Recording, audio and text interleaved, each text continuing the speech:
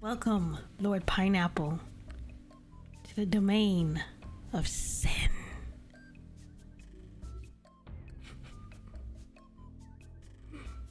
Why the O face? I tried to make an ahegao. Did not work. Now, music switch.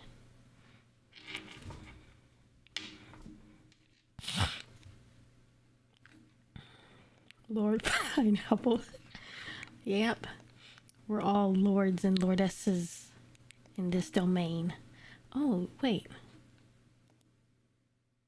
I should put this in the server and mark it.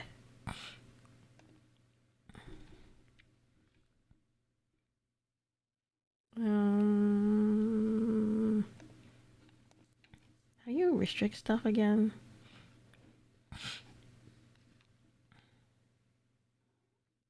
I can't put restrictions?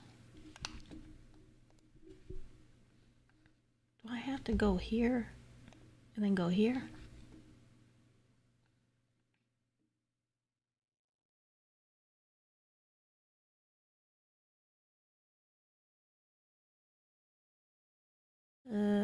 Edit. I can't put restrictions on.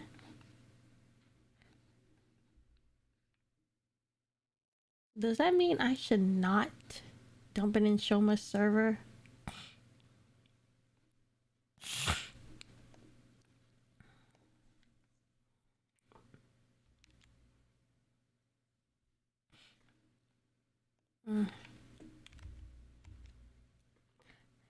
I like where this is going. I'll casually be playing Mario Kart in the background. Nice. I won't be like saying all the sussy words, so I'll just like drop it.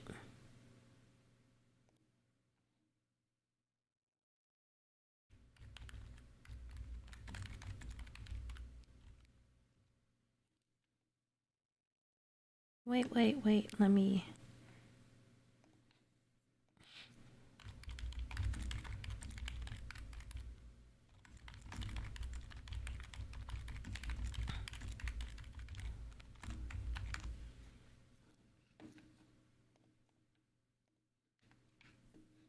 Okay, so we go to videos, then we go to Discord.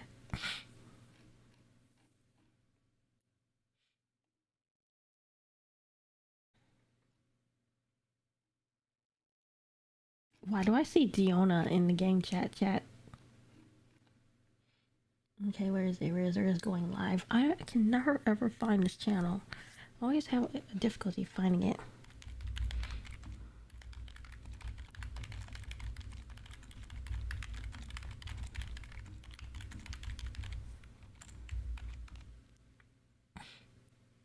Ah, shoot. Wrong link. So we copy link. Edit this. Take this out. Put this in. There.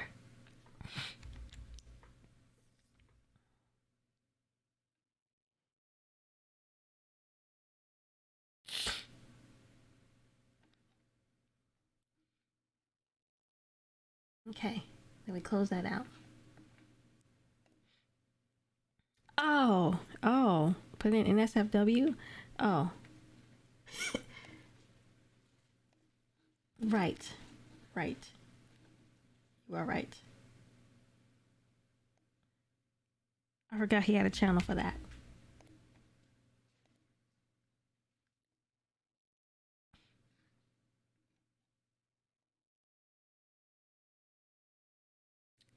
Why is the first thing I see when I open up that is alien boobs?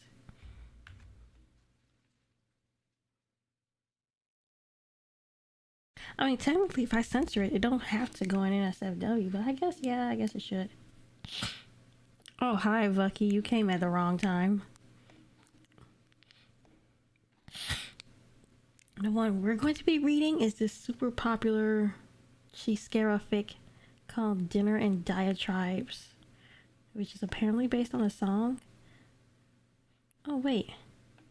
Where's that image? Yeah. Put this dude there.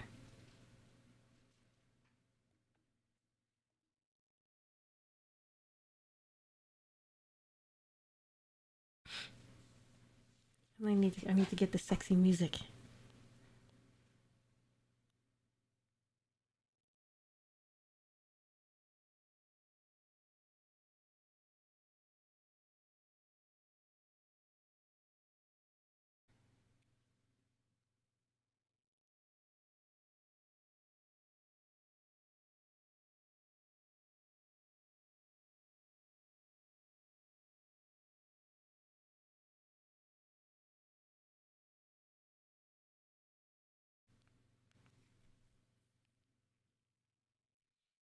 Ah, okay. Found the music. Actually, no, I haven't. I was reading something.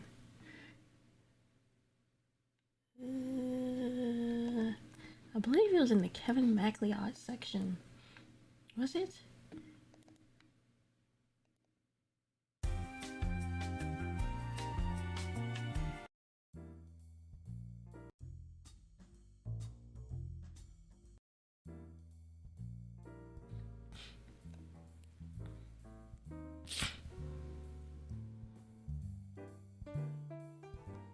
Okay. Turner and Diatribes by Childinator 3000. Scaramouche can't be attracted to Child. It's Child for crying out loud. Stupid a-hole Child with his idiot blue eyes and warm smile and those big hands. Fudge. He is attracted to Child. He's attracted to a ginger. That's so embarrassing. Title from that one Hosier song that talks about pegging? Whoa, whoa, whoa, whoa, whoa. That's what the lyrics are? Let's see. Honey, this club here is stuck up. Dinner and diatribes. I knew it from the first look of mischief in your eyes. Your friends are a fate that befell me. Head is talky type. I'll suffer hell if you tell me where you do me tonight. Tell me, ah. That's the kind of love I've been dreaming of. That's the kind of love I've been dreaming of. Honey, and laugh when it sinks. A pillar, right. Now that the evening's slowing in, there's a silence. You change tonight. Oh, let there be hotel complaints and grievances laid. Raised. It's that kind of love. Let there be damage ensued in tabloid news. It's that kind of love. Huh? How on earth is that even about pegging? How?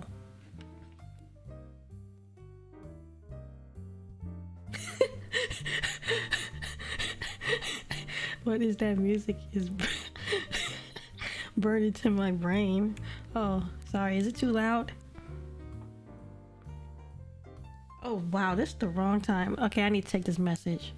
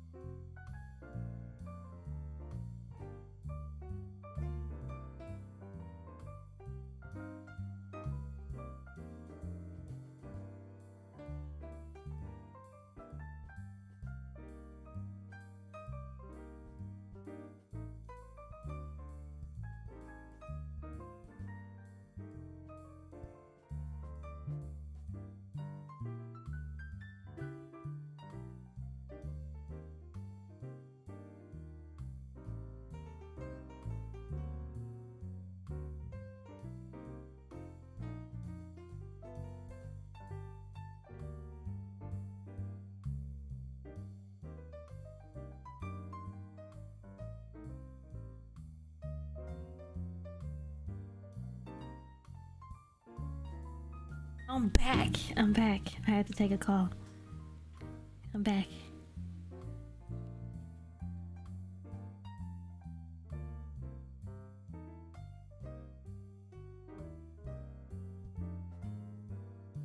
What's this song?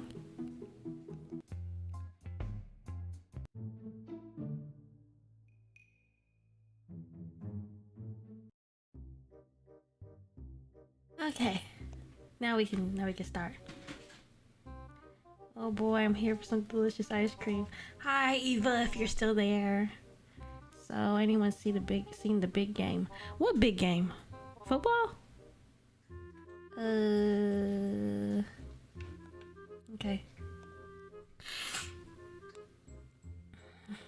Okay, I'm not gonna read all of this because this is like long. So apparently this is like a modern AU where they're all like, this takes place in modern days. Skip.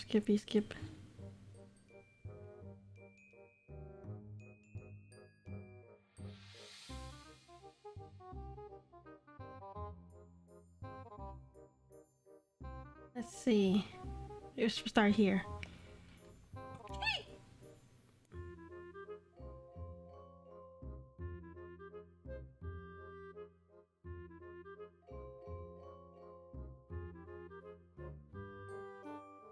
Okay, let's see. Listen, child sighs dramatically. I just got out of the shower and didn't bring any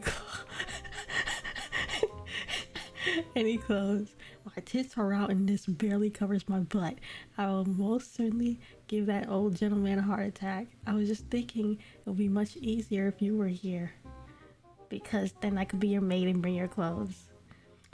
Or you could assist him if he did have a heart attack. I'm not a cardiologist, Scaramouche argues.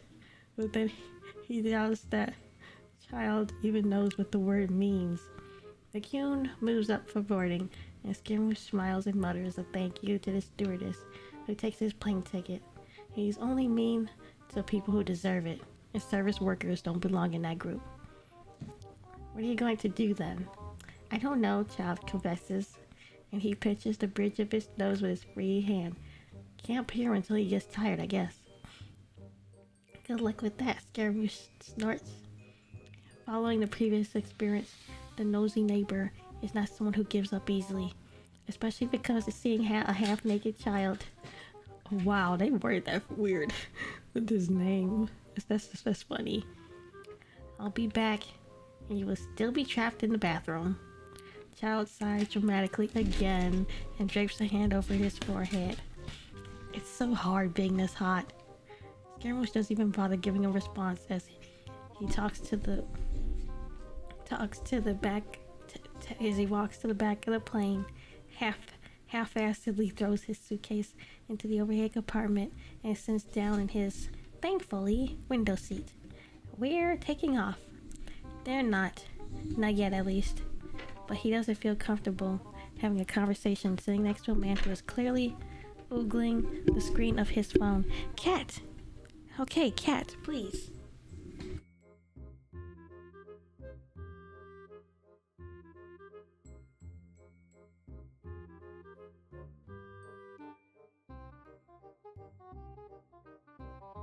Okay. He doesn't know if the man is just curious, if he has recognized Child from his dreams, or if he's wondering why the heck his seatmate is FaceTiming a naked man, but it makes him uneasy all the same. Okay, text me as soon as you land. Yes, Mom. Scaramouche hangs up before Child can finish speaking and settles into his seat, getting ready for the way too long flight back to Snezhnaya. Before he can even manage to get slightly comfortable, his phone buzzes with a text from his roommate. Child. He's still here. Help. He attaches a picture. Cat, please. Oh my god. Get your foot off there. Okay. Oh my god, he is laying on the keyboard. Okay, now where were we? He gets a reply almost immediately, and Child only attaches a picture of himself lovingly sticking his middle finger for the camera. He's still very much not wearing any clothes, so Scaramouche is sure he's still stuck in the bathroom. And if he spends a bit too much time looking at Child's collarbones or the curve of his neck or the way the blues of his eyes shine brighter with the fluorescent bathroom lights, well, that's completely normal, isn't it? It doesn't mean anything, right? I'm waiting for a crash. A crash where? The cat? Nah. He's laying down now. Inazuma, despite everything, is the place where Scaramouche was born. It's where he took his first steps and where he learned about what he wanted for himself, and where he started to become the person he finally turned out to be. So he holds some type of sentimentality for it. But as the plane takes off for Snezhnaya, Scaramouche feels like he's truly going home. Cat, please don't. I don't want to mark the fic. Okay, let's see. Skip.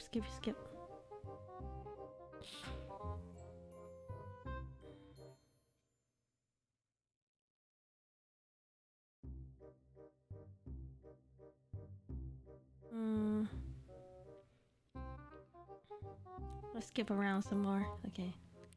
You're gonna have to step up your game if you want to compete against me, Scaramouche argues back. The Child immediately moves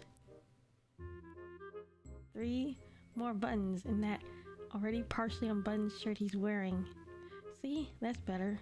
They truly love you because of your wits and not your body.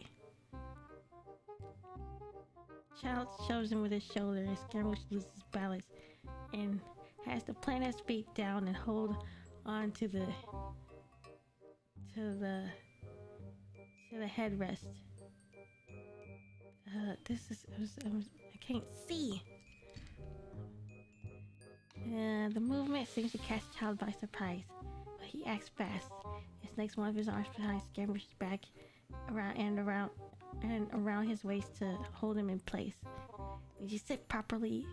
Child says, like he's scolding a little child, and grabs Scaramouche by the waist to sit on his lap, rather than the armrest.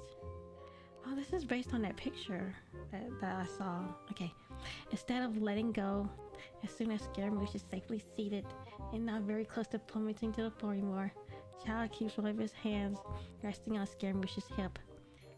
He looks at the monitor where he can see what the camera is picking up and confirms that it's set too high up for the audience to see what's going on, which is a blessing and a curse, because they can't see and therefore can't make the situation awkward by commenting on it. But he can't yank Child's hand away without making everything obvious. A brief intermission.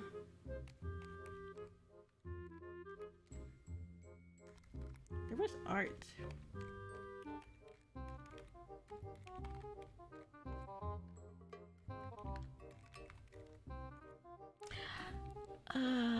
Let me see.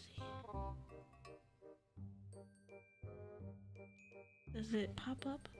Nope.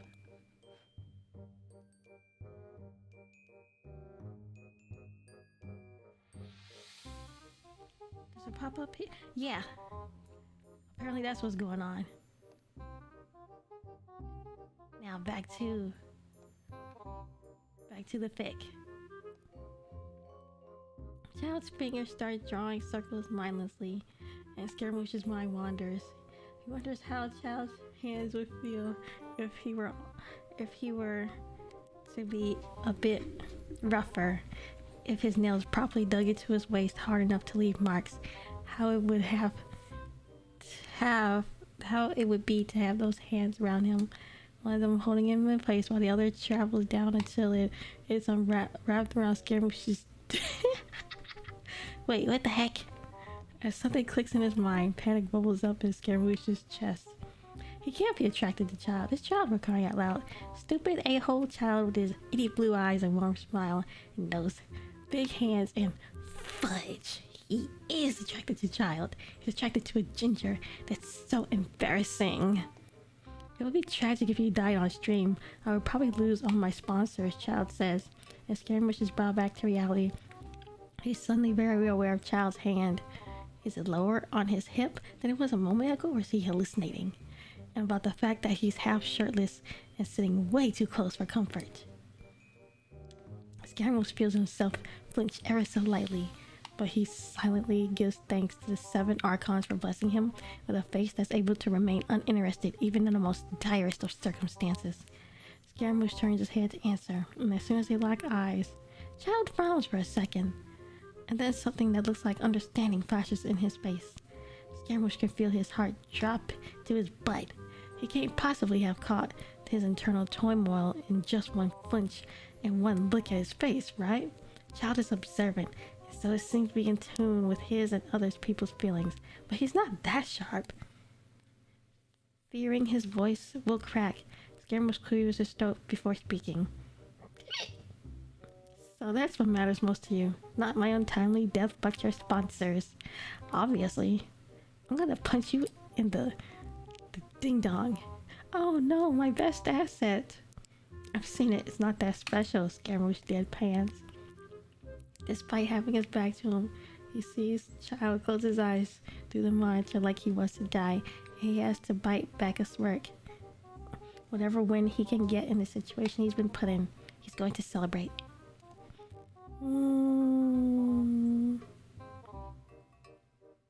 This is long.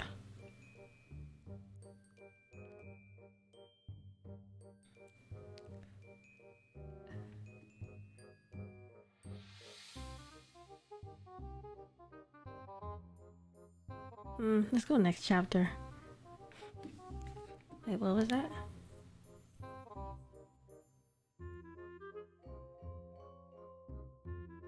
I'm gonna get to the part where I can make ice cream.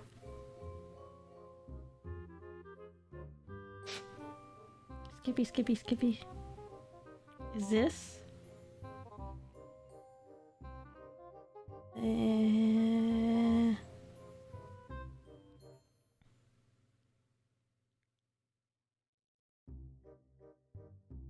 I think this is... yes. Okay, here we are. I think. Okay. He feels Child's hands rest against the low of his back, staying there for a few moments until his fingers faintly scratch up and down his back. Touch. Feather. Light. Scaramouche knows that gesture is probably mindless, maybe because Child doesn't know what to do with his hands, but he still has to fight back the shiver that runs down his spine. The burning urge to get closer pricks at his skin, so he lifts himself up, intending to sit a little bit down on Child's lap. Not enough to make it weird, but enough to make that strange tightness in his chest disappears. His luck seems to have run out today because, at the same time as he moved, Child squirms in his seat, seemingly trying to get comfortable, and the world stills for a second. It takes a moment for it to register on Scaramouche's brain that he's just basically ground down on his best friend. The strangled sound that Child makes, way too close to a moment to be anything innocent, goes straight to Scaramouche's ding-dong. His veins firing up with a sudden kind of want that overwhelms him. He freezes as he pulls back and realizes that, by the way Child's eyes widen and he sucks his breath in, it was totally unintentional on his part too. Taking a stuttering breath, Scaramouche closes his eyes to steady himself, praying to the archons that he doesn't get like hard in the position that he's in, because they're flush against each other, and Child will most definitely notice, and that would be reason enough for Scaramouche to end a friendship that has been going on for half a decade, or better, opening their living room window just to take a leap. It might have been unintentional the first time around, but the way Child's hands settle on Scaramouche's waist and he grinds up is very much done willingly. Scaramouche freezes again and opens his eyes in a panic, being met with Child's gaze, which seems to have been studying him carefully. He looks like he's testing the waters. There's a hint of confidence there. He doesn't even try to hide how he stares at Scaramouche's lips for a beat too long, his eyes then traveling down his body. Scaramouche can feel his breath hitch in his throat again, and he racks his brain for something to say, something to do, to play things off of, or get a chance to run away. But he's able to come up with anything. As much as it pains him, he's 100% sure that child has noticed the situation. He must have. It's not like the stupid shorts he's wearing are doing him any favors to hide the growing change in his pants. If there's anything that makes everything less mortifying, is the fact that when he looks down, he can clearly see Child is in a very similar state. Suddenly a phone starts ringing, and the spell is broken. Scaramouche leans back and takes his hand off the other guy's chest. When did they even get there?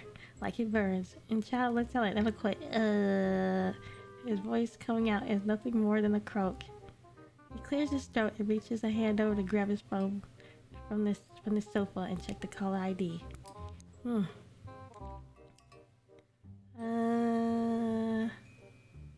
This is not the saucy part. But that was a nice description.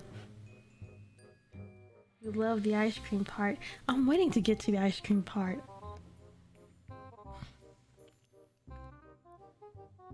I should have invited Ajax here. Okay, let's see.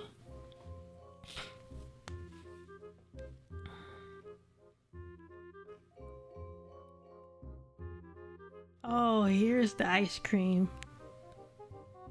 I think. Okay. Okay. You're easier to read than you think. Then you should know the answer, he replies with boldness that he doesn't feel. And he holds Child's gaze, his head slightly tilted. Scaramouche's eyes wander to the way Child licks his lips. He's waiting for that ice cream. And despite the alarm bells ringing in his head, telling him to back off and not go to that fridge, he takes a step toward and invades Child's space. His hands going for the ice cream. Going for the ice cream the other man held with an easiness that feels displaced. Wait, what? Bucky, did you just toast me? I mean, did you just roast me? You need to find yourself a significant other to help relieve your urges off stream.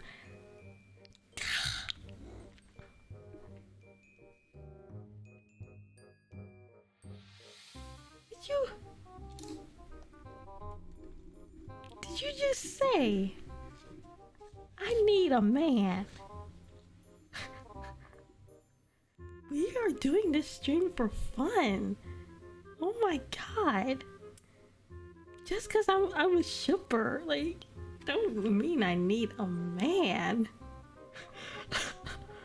I don't need a man just cause I'm reading dirty fanfics. Are you kidding? You roast me way too much, with Bucky. Almost got you guys mixed up. Hi, Farsky. Welcome. That one stung just a little. I can't even tell if it's a joke.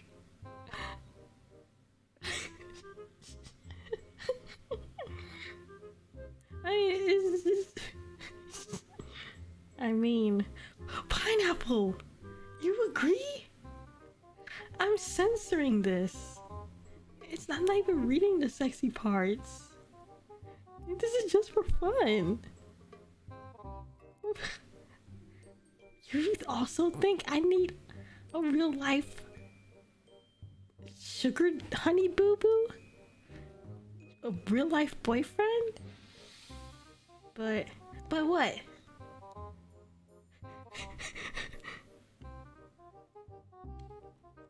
Wow.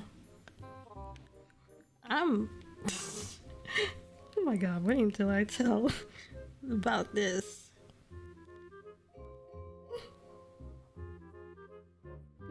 Wait, what? I know, that's what I'm thinking. That's what I'm saying.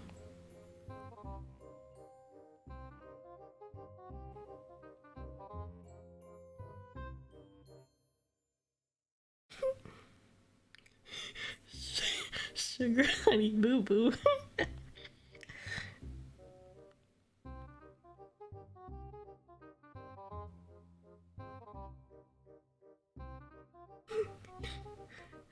Thank God the mods side with me.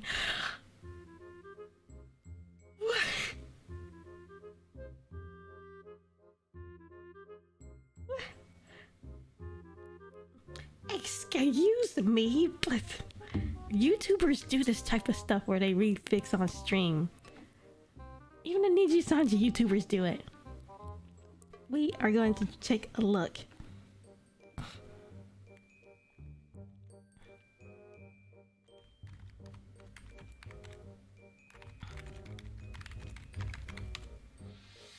See, they read their own fanfics too. They read their own fanfics. See? It's natural for VTuber to read their fanfics on stream. Natural. Okay. You said you wanted to skip to the ice cream part. Are you sure about that? Well, I skipped to the ice cream part for you guys. For you guys. Like, just not in agreement, Bucky. Okay, fine. If we want to read the whole fic, we will read the whole fic. I thought you guys didn't want to. I thought you guys came here for the funny ice cream part. But no, we shall read this whole fic. And it is... How many words is this? 23,000 words. Actually, no. We're not gonna read this. We're gonna read a tragic one. Yeah, that's right. We're going for tragedy now. Where was it?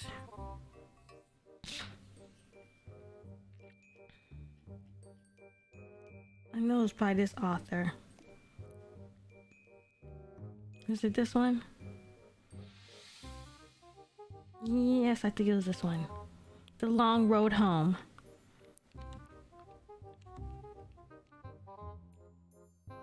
Now let me get some depressing music.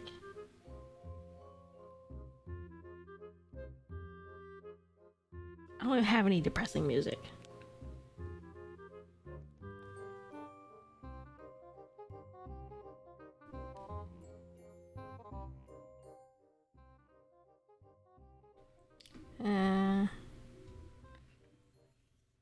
Find something depressing.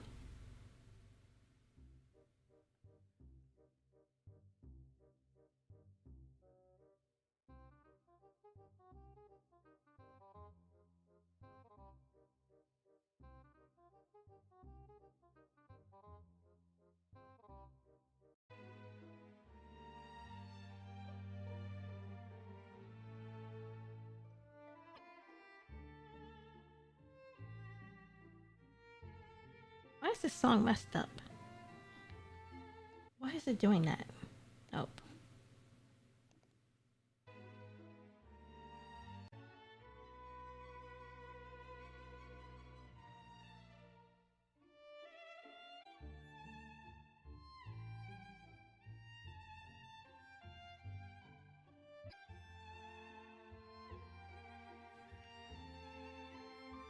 That one's messed up.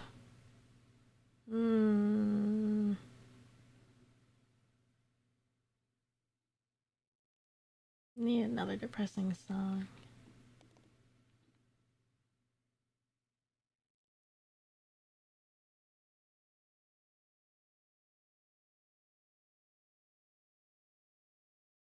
Not this one.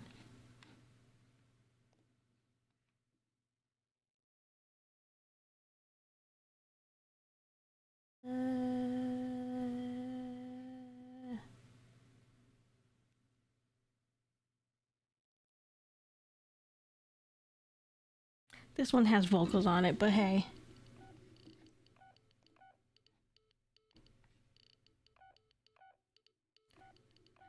I'm sure for us, I mean, that's up to you. I'm down for whatever as long as you're having fun. You know, reverse card time. Yep. Turn this one down a little bit so you can hear the voice.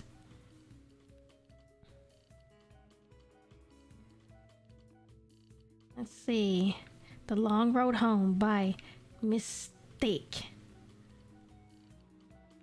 Well, this is my exchange piece, and surprise, it's not dead dove. I did have to rush through a lot of parts because I bit off a lot more than I could chew, juggling school, work, social life, and other things, but I hope you enjoy it. Okay. There was a boy sitting by the window. Child had seen this boy before, though he had never been able to catch a peek at his face. The boy had a head full of ginger hair, snow clinging to the tips, as if he had just entered the room to escape the Snezhnayan blizzards. "It's you again," Child wanted to say, but he couldn't. The boy never looked away from the window, as if he were perpetually glued to the spot. Child wondered what he was looking at, what he was seeing, what had seized his interest so. But it's just a dream anyway. The only piece of furniture in the room was a mahogany table. Child walked a circle around it, body light, almost weightless. None of this is real. Since I'm lucid enough to figure that out, I guess that means I'll be waking up soon. His body was a honed weapon that got up with the sun every morning. He had carved himself to perfection, shedding the skin of a useless, broken boy to become an elite servant of the Tsaritsa. This is my life now, so you can go away.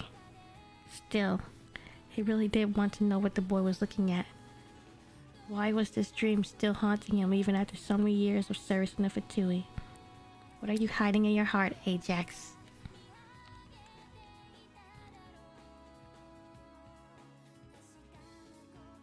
Sandrone said she first met him in the snow, in the middle of a blizzard. Snezhnaya was experiencing a whiteout, which wasn't rare in the harshest days of winter.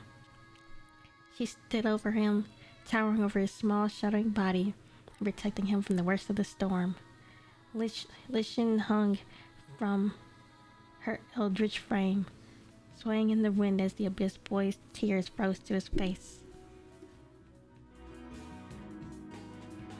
Child didn't remember her. She was gone as soon as his siblings, Anton, Tonia, Big Sister Vera, and their mother stumbled down a snowy hillside to discover him struggling to stand up. His sudden return to the world was accompanied with a high fever that mother fretted over, sending Big Brother Roman downtown to buy medicine for the apothecary. "Then what?" Scaramouche asked, looking up from his alchemy book. How is this music anyway? Is the audio levels good? Hopefully my audio levels is good. Dead opposite him in the Zalpoyarny library. I know that's not how you spell it. That's how you say it. The puppet flipped the page of her own tone. He came back different. Scaramouche scoffed. "Leave it to you to be observing him. You'd give the leeway Chijing a run for their moral when it comes to being a nosy spy."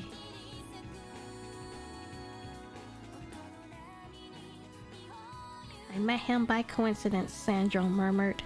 "He was very small.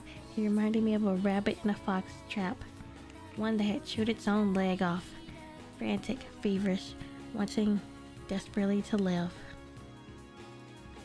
"Did you feel pity for him?" "No, but he was interesting." "Why are you telling me this?" Sandrone finally looked up, her green hair curtaining her face. "Wasn't it you who asked?" "That was ages ago. Do you still think I care?" "Yes," said Sandrone. "I think you do." Is her name Sandrone? "You're beautiful." Scaramouche, had he not known he was an artificial being and thus not capable of malfunctioning the same way organic humans did, would have picked his ears and begun to wonder if he was going senile at his old age. The child was around the same height as him, dressed in a Fatui recruit uniform, and hair disheveled from the fighting in an almost obscene manner. The bodies of grown adults littered the ground, staining the snow a deep dark red, but he didn't seem to be overly concerned about the gore surrounding them. There was a splatter of blood across his youthful face as Scaramouche resisted the urge to wipe the irritable streak away with a dark blue sleeve. The sooner he was out of his passable imitation of a yukata, the better. How he hated infiltration missions. Rolling his eyes, Scaramouche clicked the wig fast into his head. The boy's eyes followed the hair as it fell to the floor. Then he looked back up at Scaramouche again, absorbing the sight of him with short hair. "Oh," he said. "Yes," Scaramouche mocked. "Sorry to disappoint you, brat, but I'm not a woman." "You're still beautiful," said the boy. Scaramouche knew he was. He'd heard this spiel over 1,000 times, from his own creator, from the sly shrine maiden who smelt like cherry blossoms, from the faceless admirers and wanton onlookers, from repressed scholars and carefree warriors. "Did you see what I did?" The boy continued before Scaramouche could formulate another scathing response. "I killed those guys, all of them." He kicked the limp hand on the ground before grinding his heel on it. Scaramouche heard the crack of small bones. "Aren't I a monster?" "No," Scaramouche said, hearing the muffled clop of hooves approaching them. "You're just a kid." "Oh, good," a new voice interrupted, and Scaramouche glanced backwards to see Sandrone getting off her horse. "Ah, my throat." "I see you found Ajax." She had a long, spindly form that reminded Scaramouche of a monster. She was almost 2 heads taller than the both of them, and she had to bend her back to speak to him. Hick. Oh yeah, Hick. "When I gave you orders to stay away from the battlefield, I expected them to be obeyed." "Everything worked out though, didn't it?" protested Ajax, scratching his head and grinning up at her. "Why didn't you bring a child here?" Scaramouche asked her, putting his head over Ajax's face and shoving him aside. "I expected better of Her Majesty's precious Braveheart." "I'm 14, said Ajax, as if that made any sort of difference. "He is Pulcinello's ward," Sandrone said frostily. "Since Pulcinello was injured in fighting on the western frontier, I was tasked by the Tsaritsa to keep him close." "Her Majesty has her eye on him already?" He's promising," Ajax preened. Scaramouche tried not to look at the glow of pride on his mien, on a face so young yet so hardened. What the heck is a mien?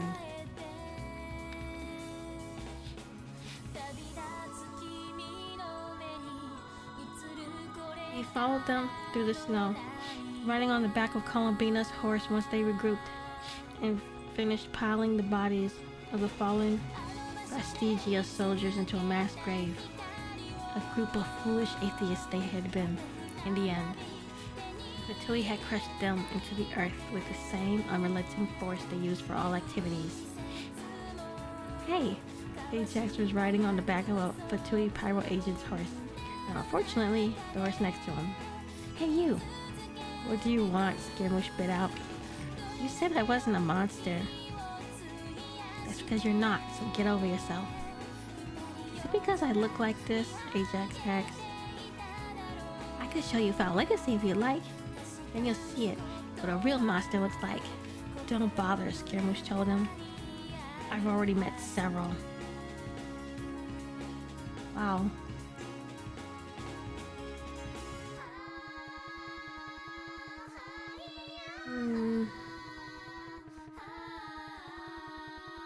Music switch.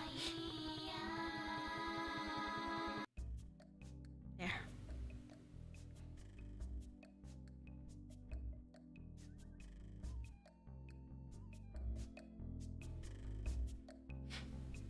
The next time Scaramouche met Ajax again, he was no longer going by that name.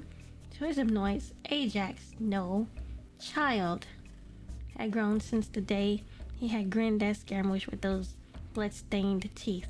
Human teeth. Child smiled at him again now, and the restraint was noticeable. It didn't reach his eyes the same way it once did, and those muscles in his cheeks were stiff and controlled. Scaramouche met him with poised indifference. Should have known.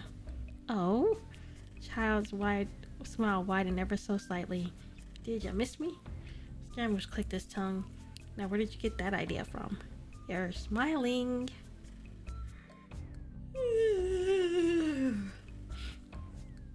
He reached up to touch his face, the bells on his head jingling with the sudden motion. No, I'm not. But you checked. I made you check. Scaramouche's hand fell to his side, jaw tightening. I guess you did. Damn this man. He was incorrigible. Just one conversation with him and Scaramouche could already tell. He smirked, crossing his arms. I bet you thought you saw the last of me at the Festigia coup. It was the day of the Harbinger's banquet, a very rare occasion indeed, one where all the Harbingers returned to the clinical icy halls of Japonyarni Palace to welcome a new member to their ranks. As Tartaglia Scaramouche had heard his Fatui name was, and his code name was Child. But you already knew that, didn't you? The 11th Harbinger of the Fatui extended a hand to him. I'll be in your care, Balladeer. How old are you now? Scaramouche found himself asking as he shook the hand half-heartedly, curiously tugging at his skin in the form of goose flesh. He couldn't have been any older than 20. There was still the barest hint of baby fat clinging to his jawline. 18, Child answered promptly. Has it really been 4 years? Scaramouche didn't let his expression change, even when Child took a step closer to him. I see. His response echoed in empty hallways, bouncing off tall ceilings before fading into nothing. The palace was little more than an ice cave carved into a form of traditional architecture. Cold in here, isn't it? Child remarked. And for all his deadly skill and deceiving smile, his inexperience was honest and pure. I wouldn't know, said Scaramouche. And it was true. Oh my Lord Jesus. This is so long. Oh my God. Hey, should I skip to the tragedy parts or should I just keep going? I'll let you guys answer. Just tell me if you want me to skip to the tragedy. Because when I first read this, I did not read all of this. I skipped straight to the tragedy.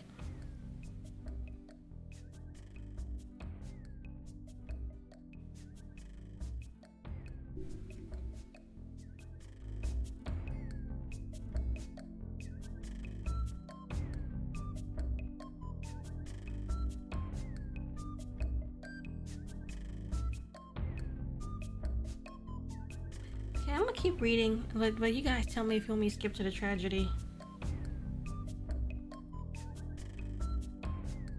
Child had never met a prettier man than Scaramouche. He was quite smitten with him, if he were being honest. Had been ever since their gazes had met in the heat of battle on that fateful day.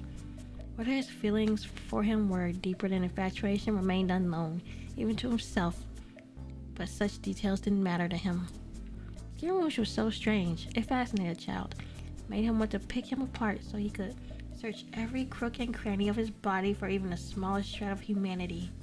But before that, Scaramouche had told him an inexcusable lie. You said I wasn't a monster. That's because you're not, so get over yourself.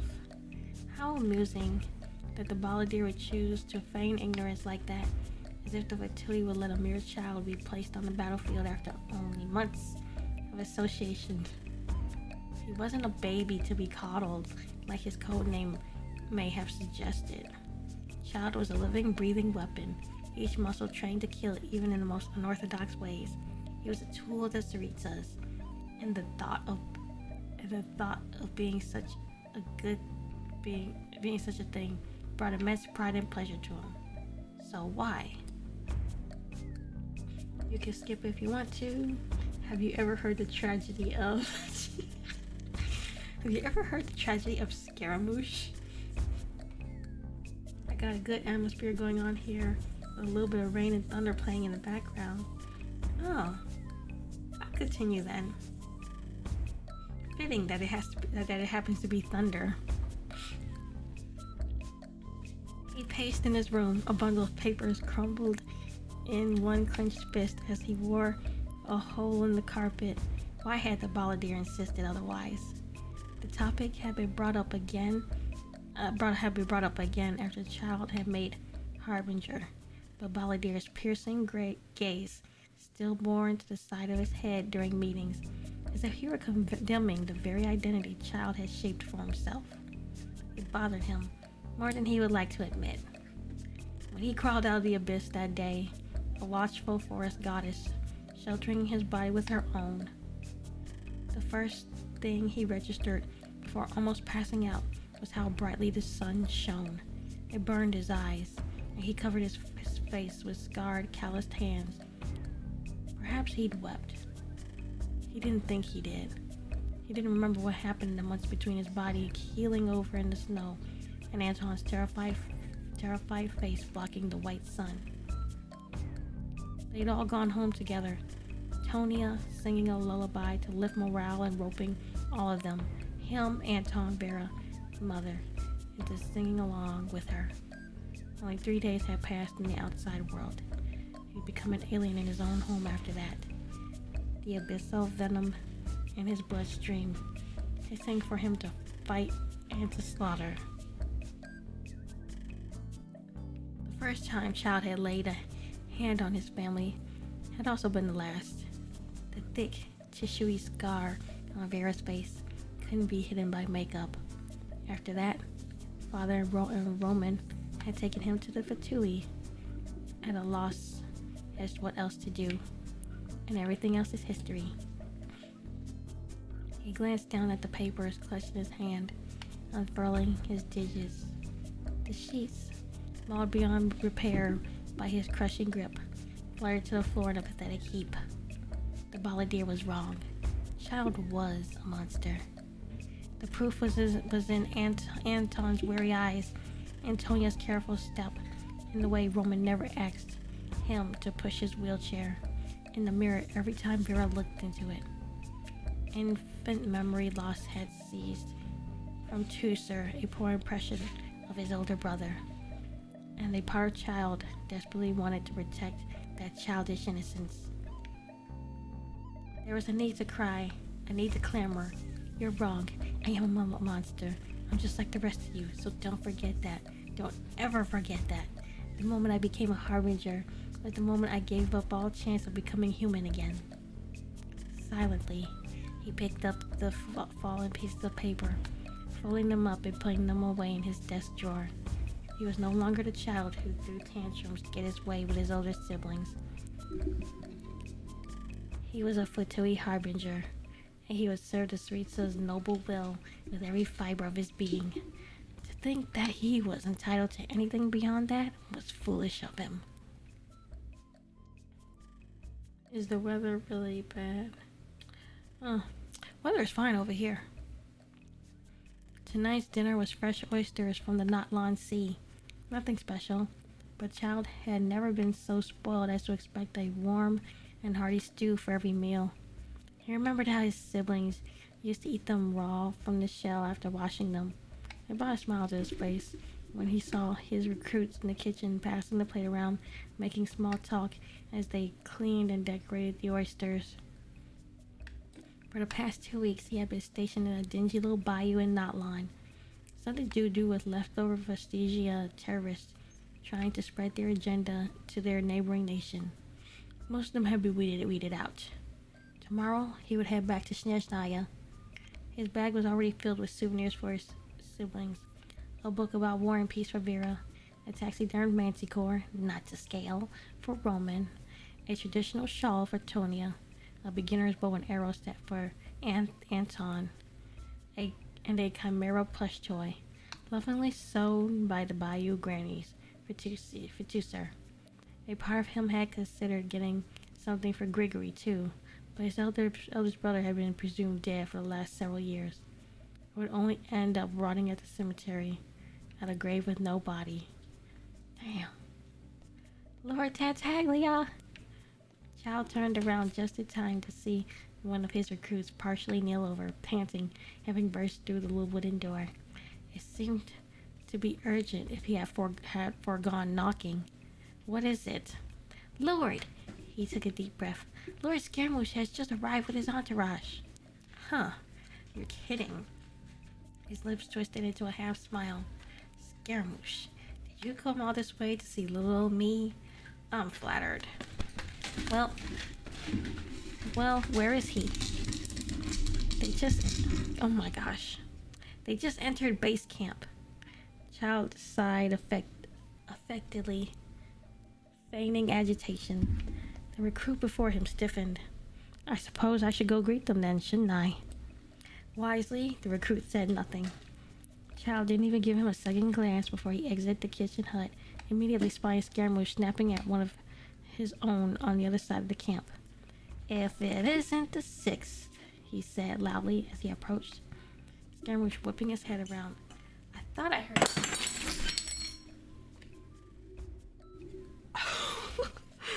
I'll be back.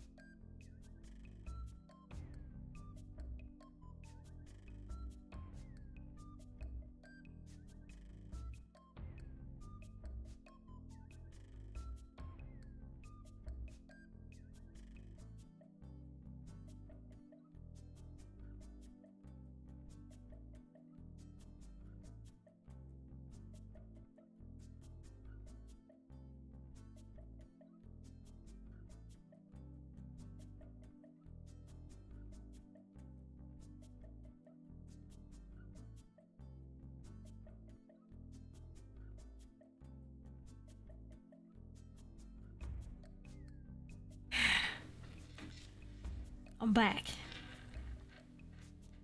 The really active black cat broke a shot glass.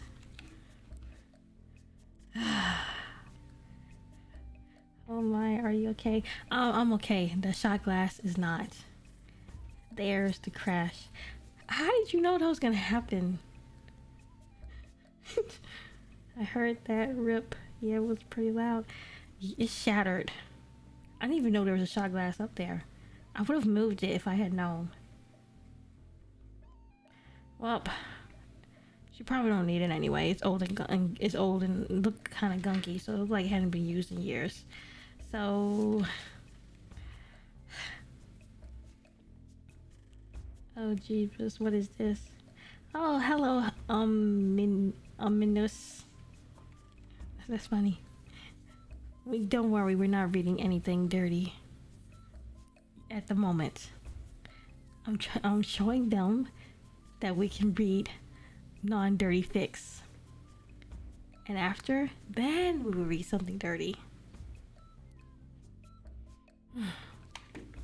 Now back to this. Oh, I've never seen you here before. Are you new? Okay.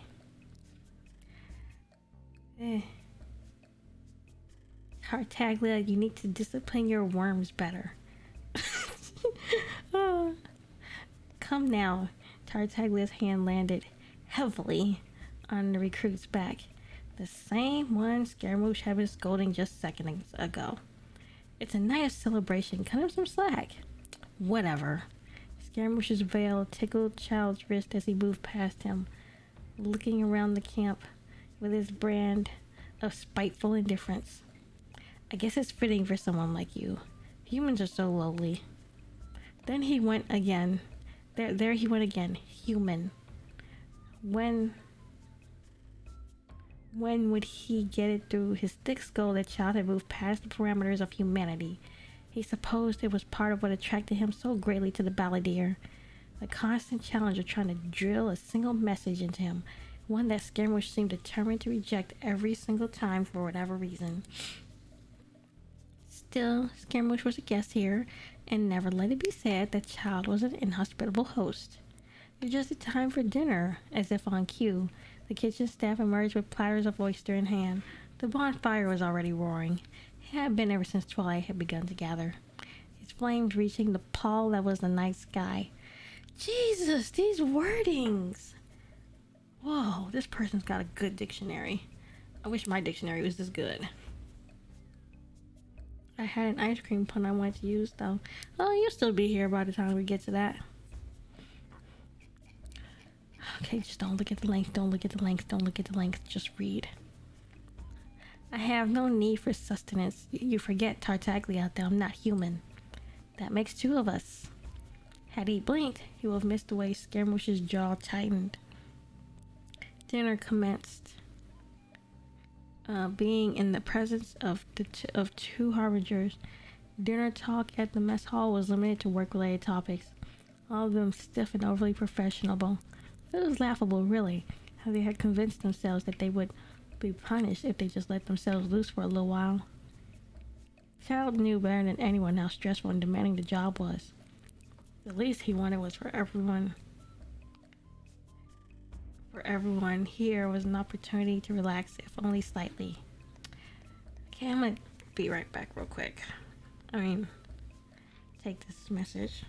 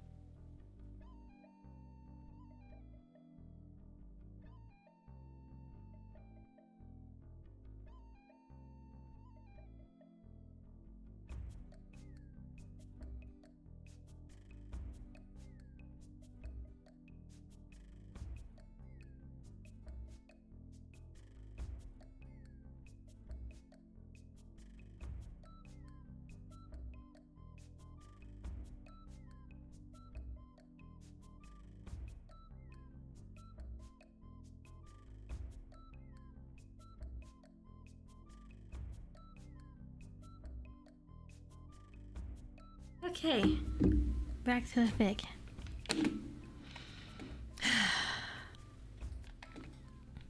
Okay, then again, the way Child's eyes shifted to Scaramouche, who was sitting beside him with narrowed eyes and his default frown. Perhaps keeping it toned down was wise for tonight. What happened to not eating? You must be blind. Have you seen me eat anything tonight? I know, but if you're not going to eat, then why are you here? Scaramouche scoffed, an arrogant little smile playing on his lips. Didn't you invite me? Not to terrorize everyone. It went so quiet that Child could have heard a pin drop. The apprehension in the air was palpable, and Child could have sworn that the atmosphere had become somewhat electrically charged. Fine. Huh? Child watched, stunned, as Scaramouche got up and left, not even looking back. He'd been expecting more of a fight, if he were being honest. The balladeer was notorious for his temper and bad attitude. So what happened? Excuse me, everyone, Child beamed. Keep eating without me. For someone with such short legs, Scaramouche sure was fast. He couldn't have had more than a 20-second head start, but he was already several paces ahead of Child.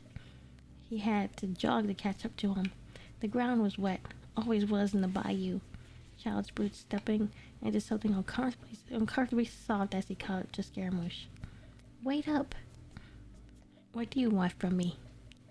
You've always intrigued me, you know? Child grinned at him. Nothing about you makes sense to me. Well, good. I don't want you to make sense of me. Oh, come on now. I'm not that bad. I think we should get to know each other a little more. We are colleagues, after all. I think not. I'd rather not know a single thing about you. I've had quite enough of you. And why is that? Because everything about you frustrates me, Scaramouche snapped, throwing his arms up in the air. Child blinked. It was quite a sight to see the balladeer's composure slowly whittled down to nothing. You are a walking contradiction, blinded by your own hubris. I want nothing to do with you, but you seem to like presenting yourself before me. How interesting. Child hadn't pegged him as the emotional sort.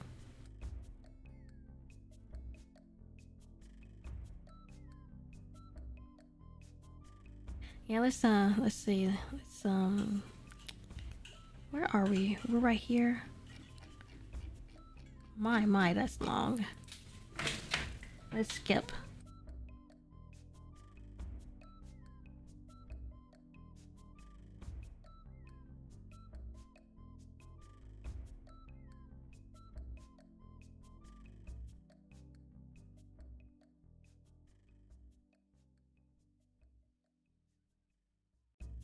There's a lot of backstory in this fic.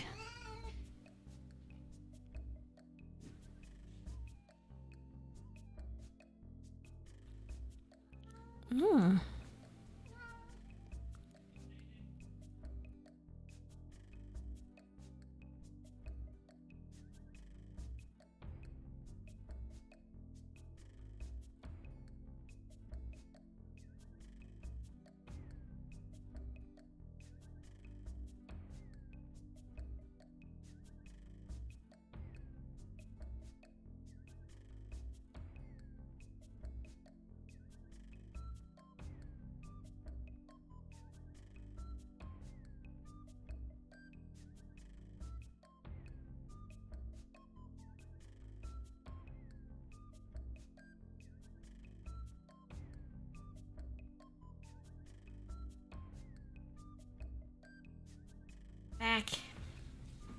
Just skipping through.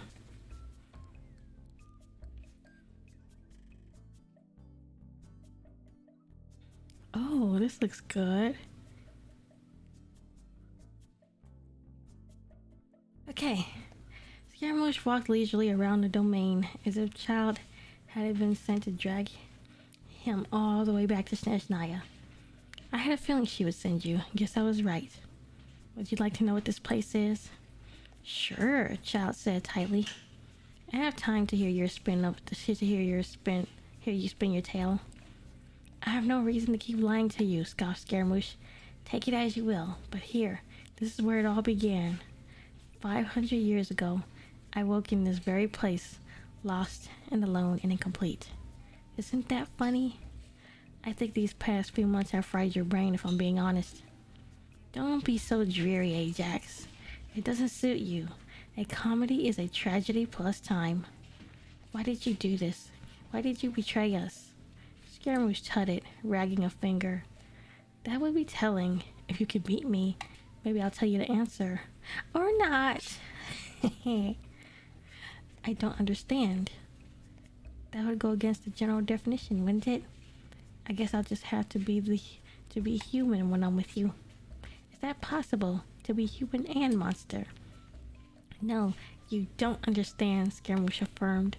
You don't understand me at all. You said you loved me so easily. But that was just you getting ahead of yourself, as you always do. You haven't changed, Ajax. You're still the naive little boy I met 8 years ago. He struck out so suddenly that child barely had time to jump back. Scaramouche's sword slicing the air inches before his eyes. Had that been coated with electro, he would have been blinded. There was no use taking it easy on him. Not that he wanted to, because Child was going to win. He slipped his Ratatouille mask over his face, activating his delusion and wasting no time charging at Scaramouche. The Balladeer deflected his Hydro twin blades with surprising strength that did not befit his stature, following up with a clear intention to the gut to gut him like a fish. Then you should just look away. I can't take my eyes off you. Don't do this, Child said, grunting when he was forced to block Scaramouche's sword with his blades, the Hydro remaining sturdy. Do what? Scaramouche retorted, pressing down further before retreating a few steps back at the first sign of a counterattack. The wind whipped around them, Child speeding towards Scaramouche at a pace a normal human eye wouldn't be able to properly check. I love you. Don't make me kill you. I am. Their blades collided. Their arms... Man, I wish I could read this louder, but I can't. Their blades collided, their arms trembling as they tried to make the other kneel before their strength. Merely flying out of this cage of mine, they both flew back, digging their heels into the tatami mats, the sheer force of the action ripping through the material. Don't you want to know why, after all these years spent as nothing more than a cold corpse beneath her icy steps? I do want to know. That can wait, Child said coldly, summoning another Hydro blade. And do not speak ill of Her Majesty. You wanted this, not me. I'll fight you and I'll beat you, and then you can tell me everything. Gods. Scaramouche used the back of his arm to wipe the blood from his lips. I don't know what I ever saw in you. You're just a Saritsa's dog. Have you no shame, coming after me in this manner? As if you were any different, Child hissed. Just months ago, we were in the same boat. That is true, but... Electro cracked in his hands, snaking up his body and deteriorating in miniature explosions around the Balladeer. I must thank you, Ajax. The smile on his face seemed so genuine that, for a second, Child believed it was. You've taught me to yearn for freedom. Child threw his arms up just in time for a blinding light flashed around Scaramouche. Squinting through his Ratatouille mask, he saw a great demon emerge from the dying light. No, not a beast, a warrior. Purple fire stretched up and over Scaramouche, engulfing his small body as it took shape. He stood unscathed in the belly of the beast, the behemoth samurai standing tall and proud over its summoner, his massive ribcage wrapping protectively around him. What do you think? Scaramouche spread his arms, his voice reverberating around the dismal, ruined room. The skirmisher followed his exaggerated movement. Magnificent, isn't it, how such power can be contained in such a tiny thing? Have you ever wondered if there was a price in exchange for that power? There is always a price for power. And what do you think that is? The abyss had blackened his heart. The only answer Child could give him was pain. Oh, bye, Eva. Sorry we couldn't get to the ice cream. Next time, if there is a next time.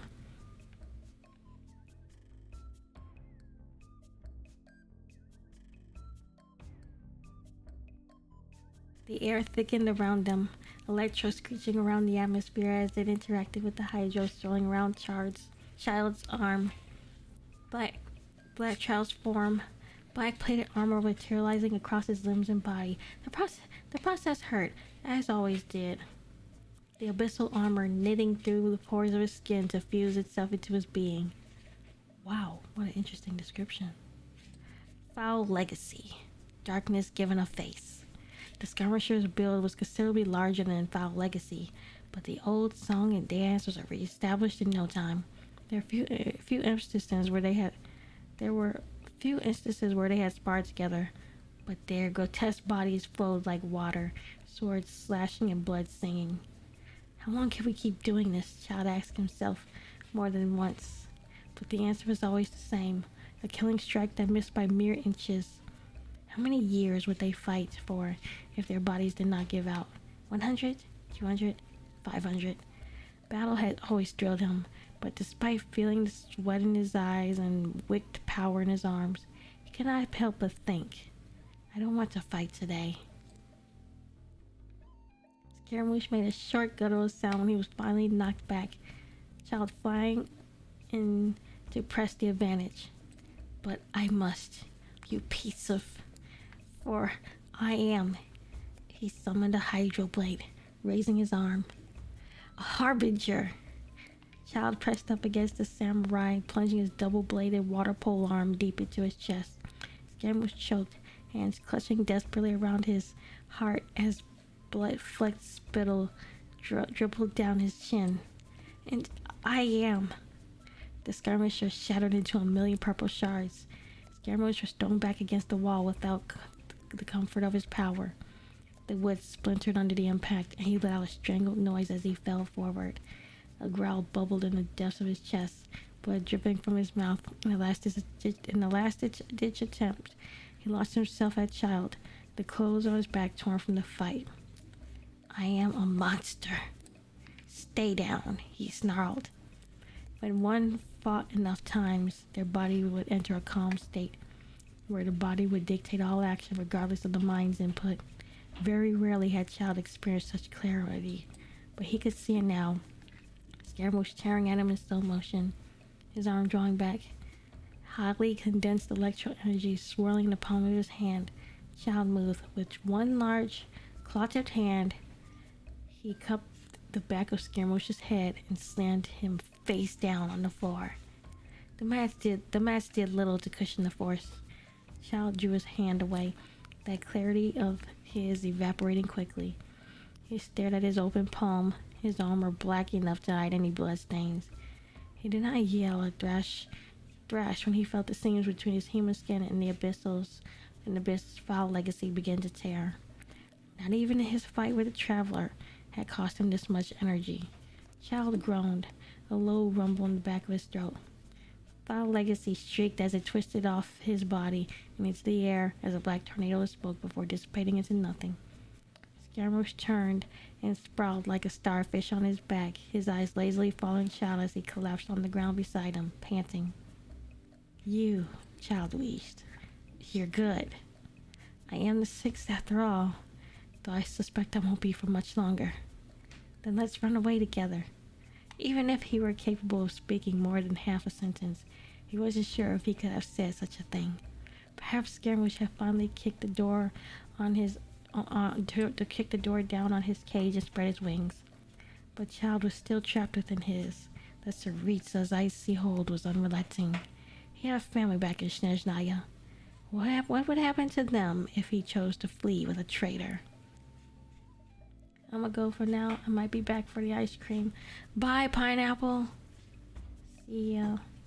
Bye, pineapple. What kind of weapon ran away from its master?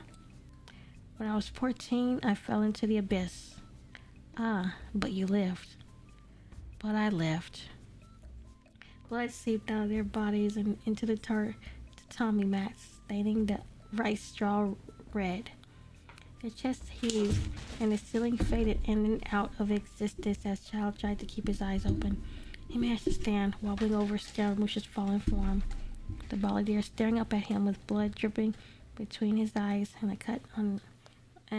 from a cut on his forehead. Then Child fell to his knees, to his side, exhausted.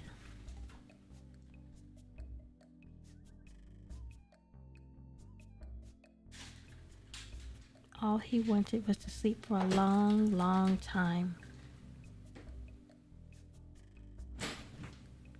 Katsuragi. Child stirred. What? That was the name of my first friend, Scaramouche rasped. And my first love. Oh, what? He coughed. What happened to him? He died. Just like everyone else. The balladeer closed his eyes. Human existence is so painfully fleeting. It's tiring. Kuni. I'm so tired of this life, Ajax. Child laughed, the sound hollow. His chest hurt. The road home was long. So who else is here? Who's left? I like how this, so if anyone who doesn't know, Scaramouche is like a 500-year-old doll.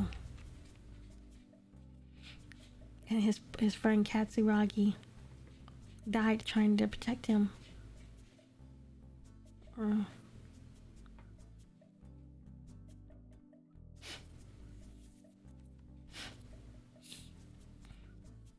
Well, whoever's here, raise your hand. I might change the thumbnail of this video. We didn't read anything dirty. We're reading something tragic.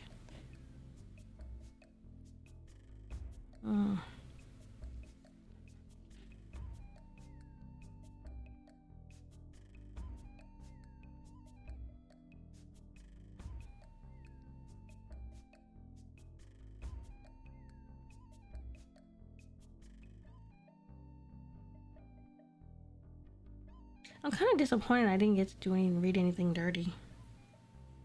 I've been trying to get to reading fanfics for like 4 or 5 days.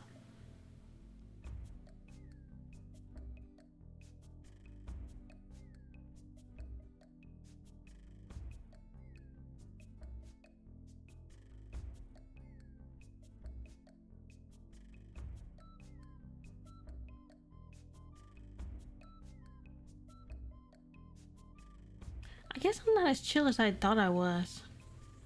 If I'm getting offended over that. I'm still here. We can switch back if you want to. Let's see this one out.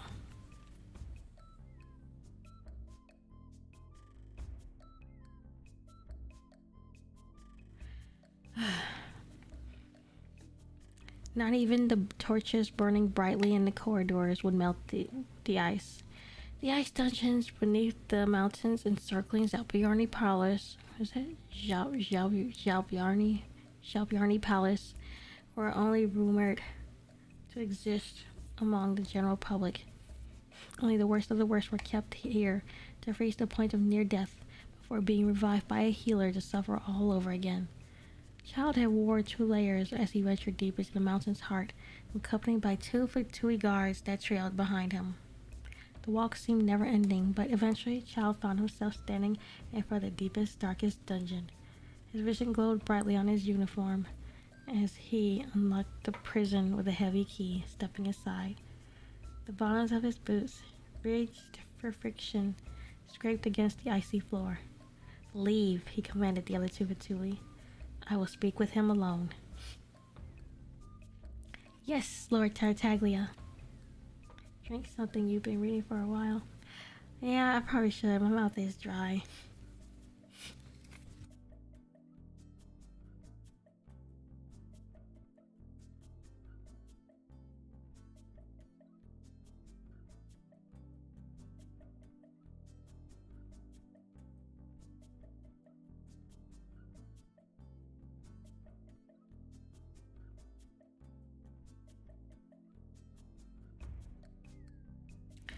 Okay. Scaramouche was chained to the back of the cell, cryo manacles connecting him to the wall. His head hung in the illusion of an exhausted sleep. But Child knew better. He marched right up to Scaramouche, tilting his chin. Wake up, it's just me. In an utterly feline manner, Scaramouche's eyes opened. What, have you come to gloat? You must think so little of me. Child clicked his tongue, grabbing him by the cheeks and twisting his head back and forth. In his free hand, the gnosis fizzled into existence. Not really. I'm just here to admire my prized catch, I suppose. And get some answers, too. Go fuck yourself, Ajax. Why did you do it? Why does anyone do things, really? Scaramouche drawled, feigning indifference. It seemed to work. Child narrowing his eyes into slits. For power, of course. Power to control my own destiny. Power to... You were a fool, Child goaded, examining the Electro Archon's gnosis between his fingertips, a gentle purple glow emanating from the piece. In the end, I guess not even the Sixth Harbinger could resist the temptation of power. Scaramouche had dug his own grave. He knew better than anyone how foolish he had been. What a suicide mission it was. Still, he couldn't help but smile in the face of this strange adversity, one where his heart twisted even as he grinned with all his teeth. Where did you get that? Dotori doesn't like people touching his things. It's not his. Come now, do we really want to spend this precious time together? Speaking of that madman, you're right, Child sobered up. You threw away everything for a chance at power, even me. Did you think you were so special? Scaramouche's smile widened cruelly. Gods, barely I had to do any work at all for you to fall for me. But it's always been that way with my face. People come and go, thinking they're the only one for me. He grunted when Child plunged his hand into his chest, a hydro scalpel forming around his forearm to cut through his puppet body with ease. Blood seeped from the wound, and if things were different, perhaps Child would have deluded himself into thinking that it was proof that Scaramouche was human. Scaramouche didn't even flinch, merely stared Child dead in the eye, as if daring him to vivisect him further. So it's true, Scaramouche said, stepping back, with blood drenching his arm all the way to the elbow. You don't feel a thing, do you? Child was wrong. Scaramouche did feel. He'd known the cloying sweetness of love, recognized joy as a caress of the Inazuma wind, breathed in intoxicating miasma of hatred, as if and was shadowed by the eternal stillness of regret. The fact of the matter was that he didn't feel anything for anybody who was still alive. Except... No, Scaramouche lied. I suppose I don't. It was no different than breathing. The best lines were interwoven with truths, but one man's truth was another man's lie. So really, thought Scaramouche, the difference was arbitrary. To his frustration, Child turned away with the barest hint of disappointment in his abyssal gaze. That's what I thought. I find it hypocritical, actually, Scaramouche replied, his chains clicking as he stirred, for you to have any human expectations of me. The snow was whipping wild around the palace outside, kicking up gravel and twigs that would have scraped at Scaramouche's exposed legs had he not been trapped here in a dungeon of frost. He did not feel the bitter cold of the storm, never had, but it was as if his guts had been encased in ice. Well, said Child, that's cruel of you to say. When have I ever made it a point to be kind to you? And the 10th Harbinger threw his head back and laughed, the sound crisp and clear in the stillness of the ice. Scaramouche clenched his fists at his sides. That's true, I guess. I must have forgotten myself. It won't happen again. But let me ask you one thing. Wasn't it you who said I wasn't a monster? Did I? Deflected Scaramouche. Well, it doesn't make much of a difference now, does it? Look at what you've become. Child's gaze gleamed, or appeared to, under the light reflected from the icy walls. Am I a monster in your eyes now? No, you're a harbinger. This part is so long. Why does this author write so long?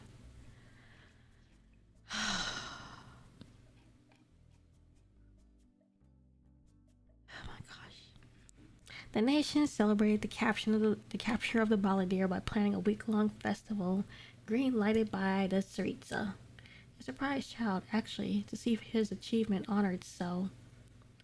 On the first day of festivities, the staff at the mansion the Tsaritsa had gifted him for his initiation spent hours outfitting him in formal wear, grateful for something to do besides their daily chores. You look very handsome, Lord Tartaglia, one of them praised as he cinched his waistline. His shirt was practically iron pressed against his abs. Congratulations on the award. Ah, yes, I'm thankful for it. It's the highest honor Her Majesty can give, Child replied, lukewarm. Closer to noon, the ceremony began. Child was paraded through the streets on a float, masked Fatui guards surrounding him. It was an explosion of noise throughout the boulevard leading to the palace, but none of their cheers reached him. How pathetic, he smiled bitterly. It was supposed to be a momentous occasion, but all he could think about was Scaramouche. Scaramouche, alone, injured, and hurting in a cold dungeon beneath the mountains. Long live Tartaglia! Long live Her Majesty! Long live Snezhnaya! Child closed his eyes and bared his teeth in a grin. He spotted his parents and siblings in the crowd, and things became a little more bearable, if only for a fleeting moment. Their cheers for him were drowned out in a sea of shouts, but he felt his shoulders relax, as if he no longer wished to abscond from the proceedings. By the time he reached the palace grounds, it was like an age had passed. He jumped off the boat, escorted by his guards. He jumped off the float, escorted by his guards, and passed through the gates. The commoners were pushed back, not allowed in until high noon, when Child would be presented his award. Well. Columbina was the first harbinger he ran into, sitting on an intricately carved bench in the patria. Well. Don't you look all spruced up today? Aren't you in somebody else's seat? Child said pointedly. She's dead, isn't she? It's nobody's seat now. Get off, Columbina. Eep! Child watched as Sandrone came from around the corner after airing her disdain, draped in her long black coat. Columbina evacuated the space, scuttling off to God knows where. Tartaglia. Sandrone stopped in front of him. I must congratulate you. I've been getting praises all morning, but yours still means the most. Child demurred, the corners of his eyes crinkling slightly as he smiled at her.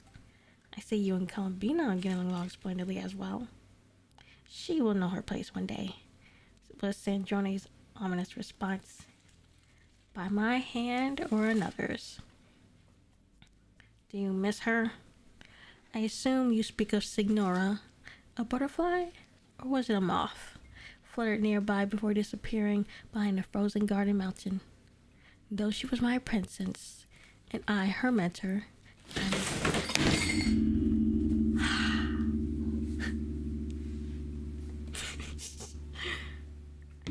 I'll be right back. This cat, it's always the black one.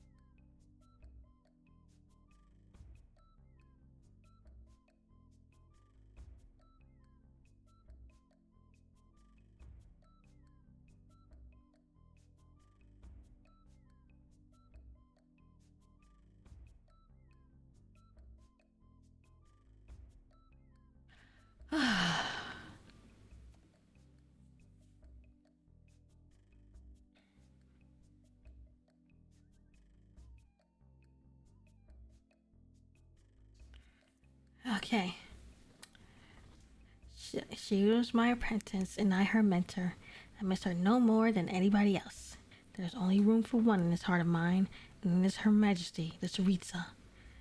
But I find it unsightly for an unruly, bloodthirsty beast like Columbina to taint her memory. I see. You are a true harbinger, said Sandrone. Thank you. Child's heart clenched. Am I a monster in your eyes now? No, you're a harbinger. You should get going now. Sandrone's bland voice brought him back to reality. Or you will be missed. You cannot afford to skip the award ceremony. Yes, of course, Child waved a hand. I'll be there. They parted ways there, and Child sagged, releasing a long breath. I can never tell what she's thinking. She really is the perfect harbinger.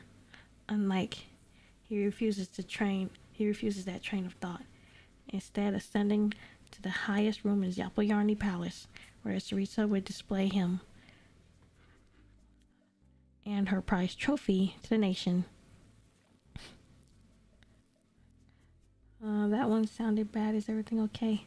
He knocked over this statue thing. I picked it up. Most of the harbingers were already there. Child was the third last to arrive, followed by Sandrone and Columbina, the latter looking extremely upset. Sandrone must have had a few words to say to her. Columbina had just finished sniffing and massaging the lump on her head when the Tsaritsa had made her entrance, and all of them fell to one knee before her. Long live Her Majesty the Tsaritsa, they greeted as one. She waved her hand, the motion as elegant as she, and the harbingers rose. It's a good day for a festival, the Tsaritsa murmured. Come, my dearest harbingers, let us commence the festivities. Tartaglia. Child perked up. Yes, Your Majesty? Stand by my side, so I can show you to the world. Yes, Your Majesty. The doors to the balcony opened, and Child had to squint as his eyes were violently assaulted by the white sun, bright and searing even beneath the gray clouds. Following the blinding light was the yelling and hollering of the crowd in the courtyard, all eyes on them as Child and Tsaritsa stepped out. The other 9 harbingers fanned out behind them, standing with their backs straight and their faces a mask of indifference. My beloved people, Tsaritsa's voice reminded Child of splintering ice. We are gathered here today to honor and celebrate the achievements of the newly appointed 10th Harbinger, Tartaglia. Applause. He has done this nation a great, irreplaceable service by capturing our notorious scoundrel, the former 6th Fatui Harbinger, Scaramouche, and a traitor to our wonderful nation. It pains me so to even speak the name I gave him. My heart aches in the face of his betrayal. Boos, all directed toward the only man Child had ever loved. Once upon a time, this balcony had been silent as Child and Scaramouche said for the first time, I love you. Wait, did that happen in this fic? Okay. For his service. A gleaming piece of precious metal appeared in Tsaritsa's hand, hovering over her palm. I bestow Tartaglia the highest award to ever exist in Snezhnayan history. The Tide Changer. Applause again, this time louder than before. The Tsaritsa pinned the medallion on his uniform, her fingers brushing against his chest. Even through the layers of fabric, he could feel how icy her long, limber digits were. She stepped back, and Child saluted to her. She smiled, long black hair tucked neatly behind her ears and a crown of frost encircling her noble head. Congratulations, my dear Tartaglia. You have served me well. Thank you, Your Majesty. The Tsaritsa gave a speech. After that, going on and on about Child's capture of the balladeer. The sizable crowd gathered in the palace courtyard hung the sizable crowd gathered in the palace courtyard hung onto her every word. Citizens brawling with the guards at the gate to see their ruler in person. Very rarely did the Tsaritsa step outside of Jalpayani. As she talked, he glanced down at his medal. It hung heavy on his shirt. At some point, the Tsaritsa concluded her speech, and the crowd burst into roars and thundering claps, many of them throwing up their fists in solidarity. Under her rule, they were one nation, braving the ice and snow together. You people must feel like you can do anything, Child thought derisively. How quaint. The noise buzzed in his ears. That's what you would say, right? Get some rest. A clawed hand landed on his shoulder, and he looked back to see Pochinella's aged face beaming at him. The rooster's white locks frizzy, standing up against the end from bone deep chill. You must be tired from chasing that weasel all over the continent. Don't play that nice old man game with me, Child chuckled, retreating back to the palace along with the other harmagers. If you're going to tell me off, you might as well do it now. Pochinella whacked him upside his head as soon as they were out of sight of the crowd, the balcony growing smaller and smaller as they walked. Now, why would I do that? Child searched his face for any deceit, but only found hesitance that told him nothing. What's going on? Nothing, my child. Enjoying the festival. You should at least allow yourself that. This... Pochinella stopped, his gaze darkening. Is not the final test. What are you... Forget it. Like I said, Pochinella hummed, adjusting Child's tie. Enjoy yourself. Meet a pretty girl to take your mind off things. Play some games with the village children. And do not let Columbina catch you drunk, or else she'll eat you. All in all, treat it with the same caution as the usual Tuesday. You're contradicting yourself again, old man. Do you or do you not want me to quote-unquote enjoy the festival? Bah, you're old enough now. You don't need an old coot like me telling you what to do. Pochinella, one of the harbingers, Capitano, called over his shoulder. Leave the kid alone. It's his day after all. I'm coming. Pochinella made a great show of tucking his arms behind his back and shuffling like a senior after his colleagues, as if Child wasn't fully aware of how terrifyingly flexible he was on the battlefield, contorting his limbs and jumping around his enemies. Soon, Child was alone, in the top floor of the palace, with only his medallion for company. He plucked it off his shirt, letting it rest in his gloved palm. Pure silver it was. The Tsaritsa loved her silvers. It was beautiful, a symbol of his service to his country, his loyalty to the Tsaritsa, his place in the Fatui. I should hang it, he thought, or frame it, keep it in a nice glass box. But he wanted nothing more than to crush it in his fist. Hydrate. Okay, Farsky. I can't believe I'm doing voices.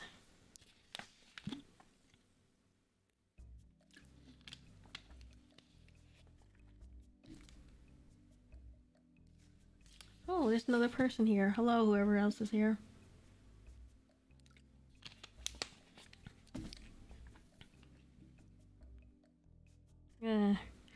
Where's my voice? For a second.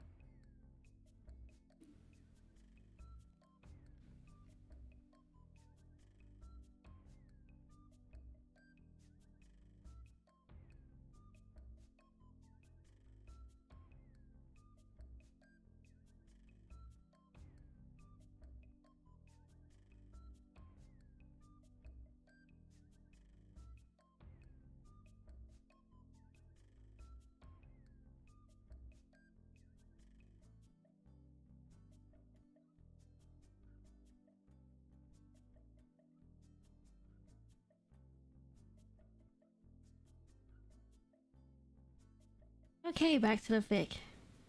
I just realized I was a minute behind. Oof. That's alright.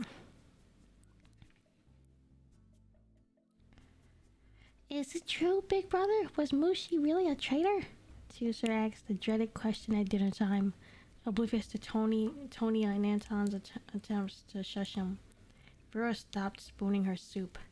Roman tapped his finger on the handle of his wheelchair, and their parents exchanged a pitiful look. Yes. The admission weighed heavily in his gut.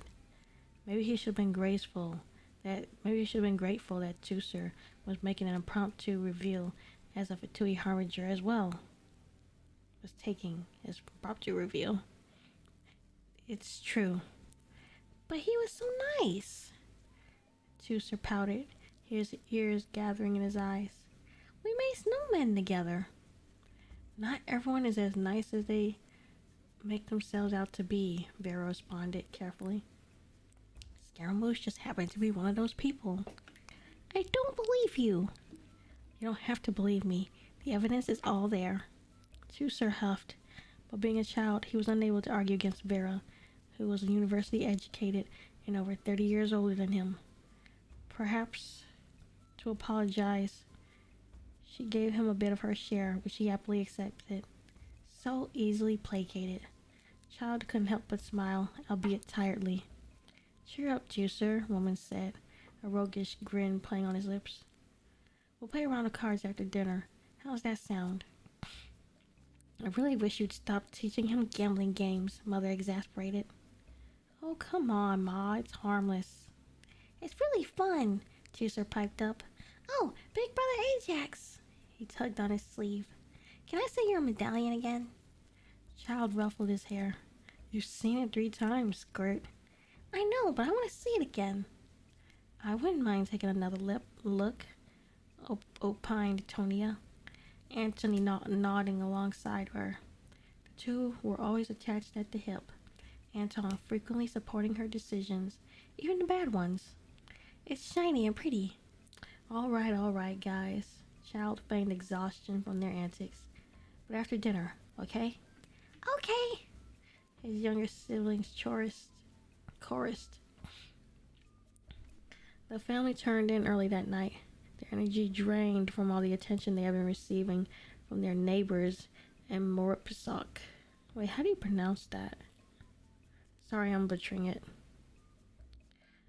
Once Tonya, Anthony, and Chooser had tied themselves out, getting his medallion grubby with their little fingerprints, Mother whisked them to bed. Child went to bed early. He barely slept during his chase, but awoke later in the night past 12 o'clock. The light in Vera's study was still on. Child noticed when he went to the kitchen to get a glass of water. Typical. It was warm inside of the house. The fire still burning in the earth in the living room. Child pulled the collar of his sweatshirt as he shuffled into the room, fanning himself. Opening it, he was greeted with the wintry chill that permeated every corner of Snezhnaya, and the sight of Roman smoking a cigar on the porch. Ajax nodded. Ajax, Roman nodded. I thought you went to bed hours ago. Couldn't sleep, muttered Child, closing the door behind him. What about you? Just reminiscing my glory days. In the Fatui? Yup. He puffed out a cloud of smoke, the stench burning the insides of Child's nostrils. I never won any fancy awards like you, but I still look back on those days fondly. Guilt ate at him as Child looked down at the wheelchair. Catching his stare, Roman frowned.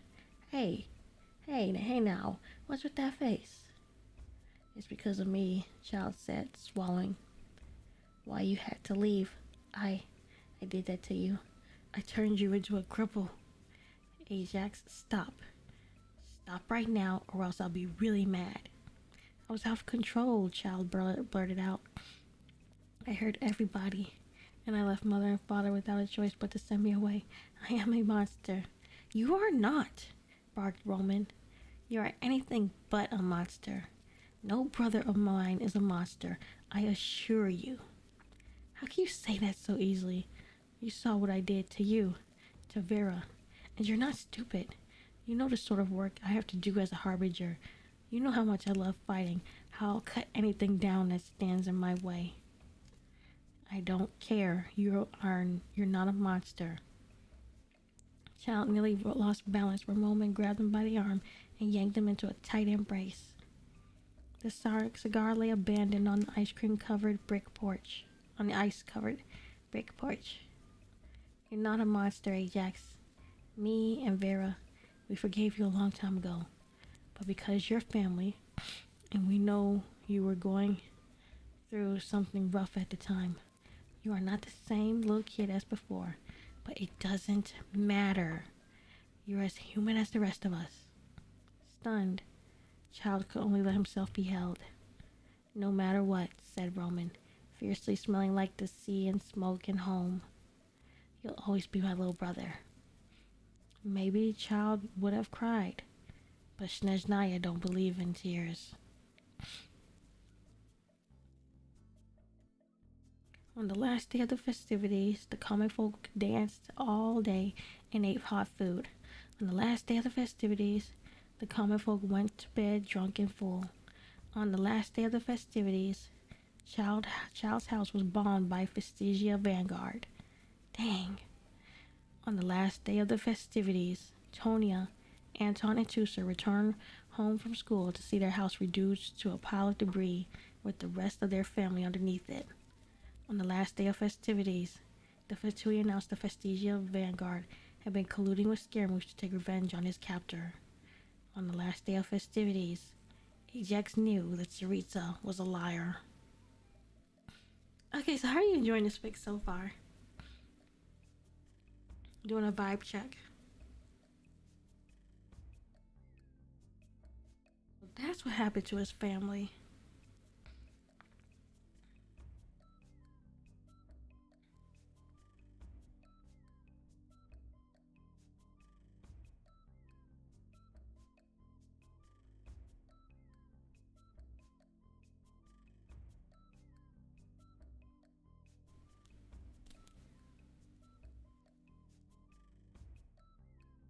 Okay, continuing onward. Not everyone was privy to seeing one's. It's pretty good. I know, right? This writer, they are gifted. They should be like writing like. They should get their name out there somehow. Like, it's great they're blessing us with this genshin fanfiction, but they should get their name out there too with like, some book of short stories or something. I don't know. Get their name out there somehow, or maybe get like their genshin stuff published in like a fanzine or something. I don't know. They are immensely gifted. I can only wish to aspire to such giftedness. I want to write like this, beautiful, descriptive. But it seems to linger quite a lot. And I noticed their writing is more on the emotional side. It focuses on the emotions. So their writing style is more emotional. Which is interesting.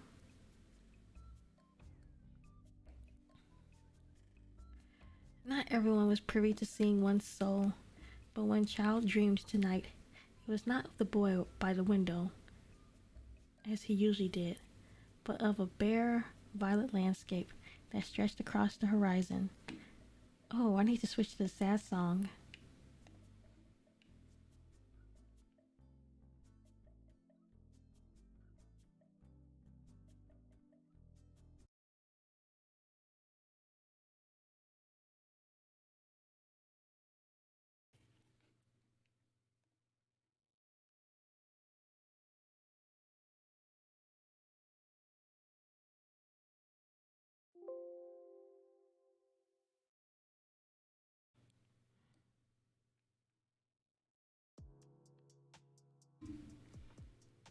Audio level check. How are the audio levels?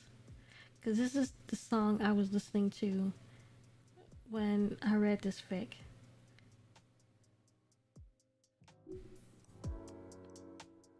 I'll try to not have it too loud so you can at least hear me reading. Spider lilies swayed in the artificial breeze. Child slowly wading through the field of flowers toward the figure seated in the middle.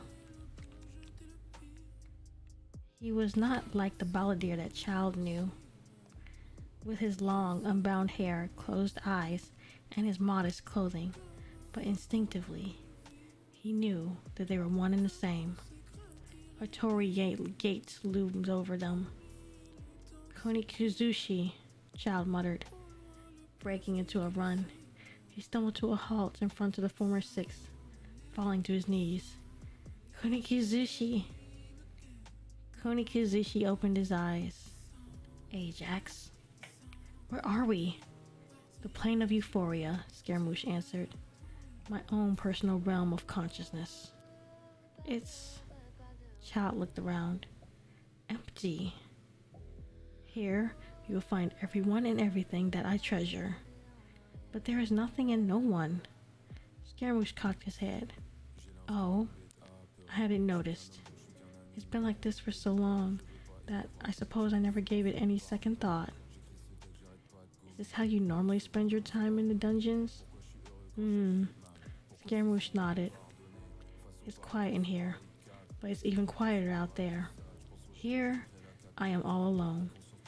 It's fake, by the way." "What's fake?" "The gnosis Her Majesty currently possesses." "The music? Okay. How's that?"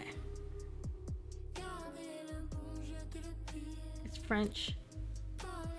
Those French people know how to be sad."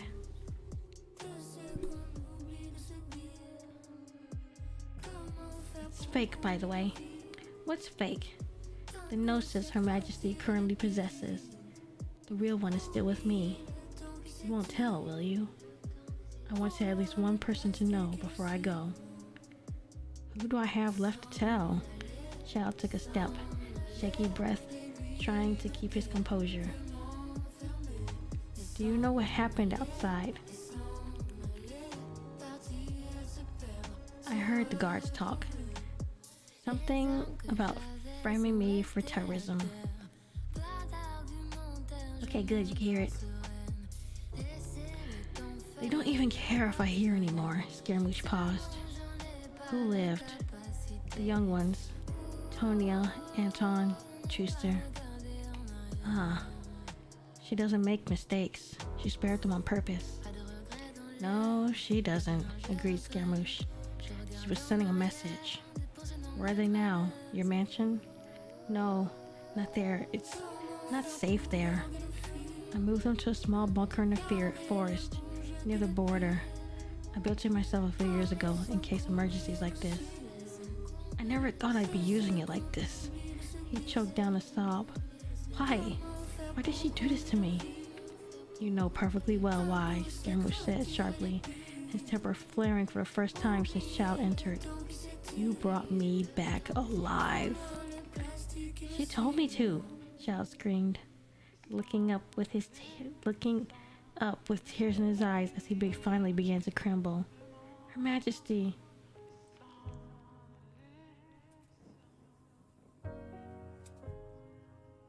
"Her Majesty, I can take a good fucking guess what she said, but she's always been wily with her words. You may think you have the world in your palm, but I've been doing this for a long time." Scaramouche jeered at him. "You're not that naive.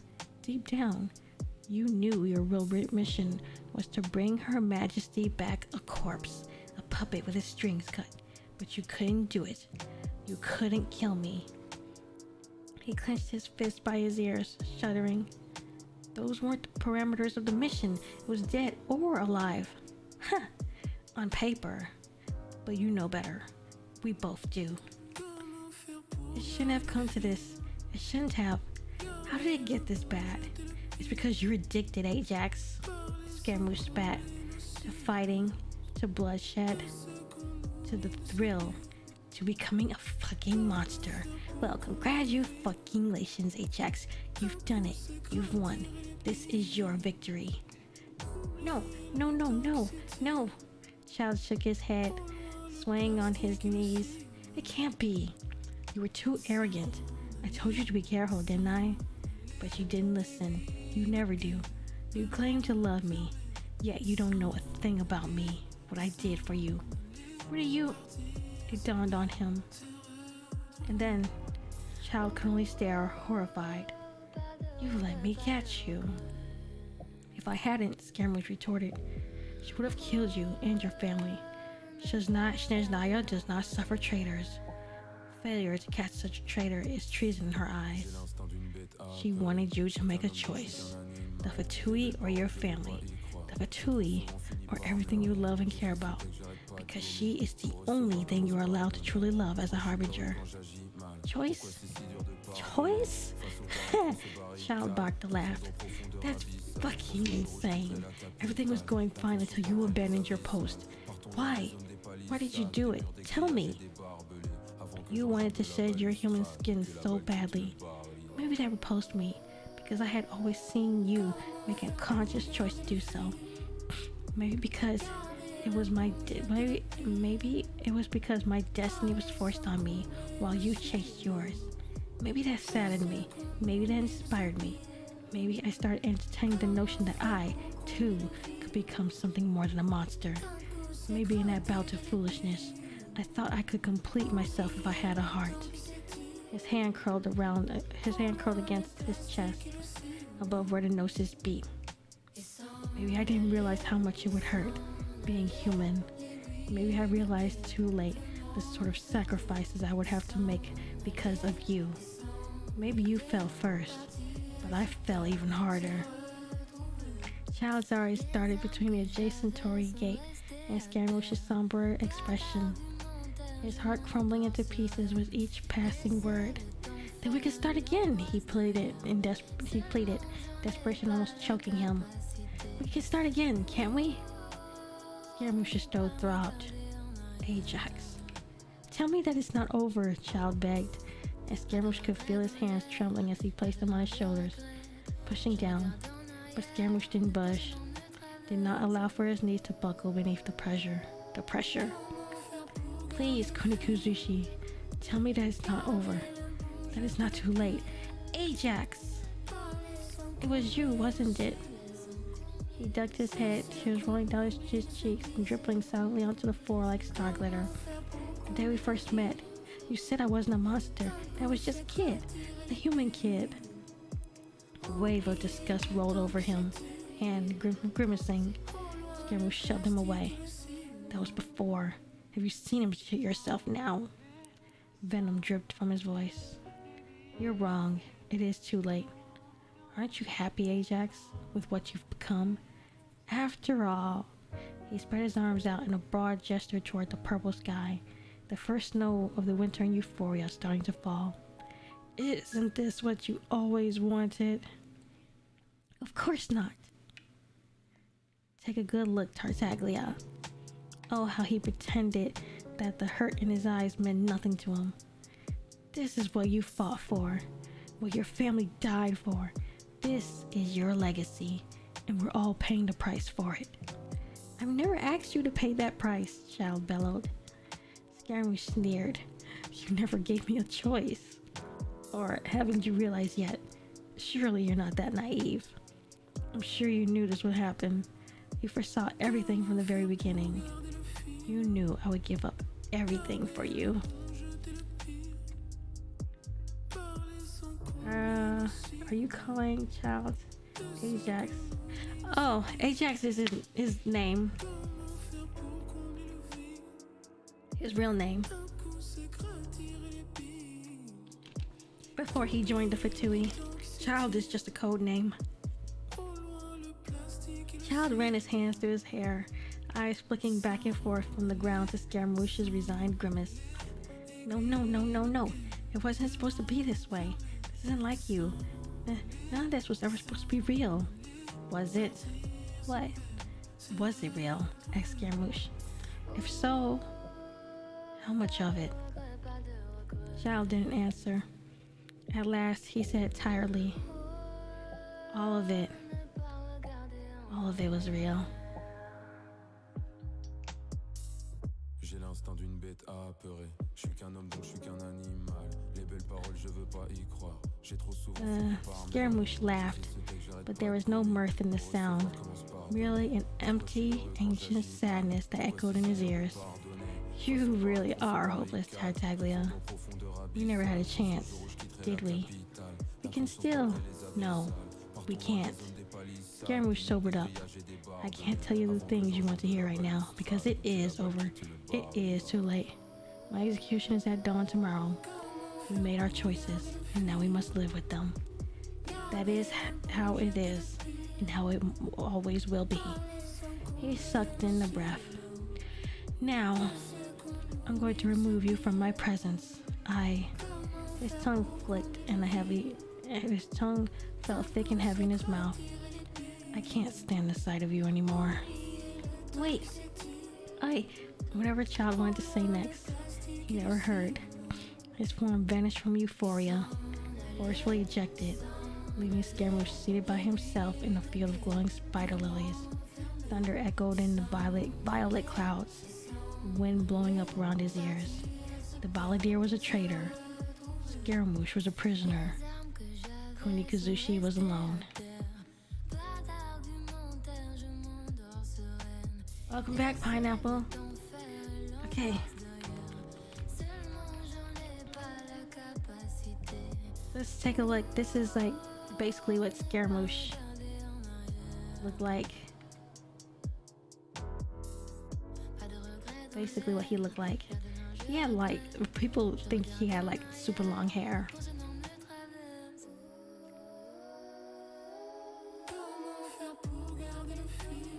Can you pause this? Oh, there we go. We paused it, okay. But yeah, this is like what he looks, this is what people speculate he looked like before he became a baddie.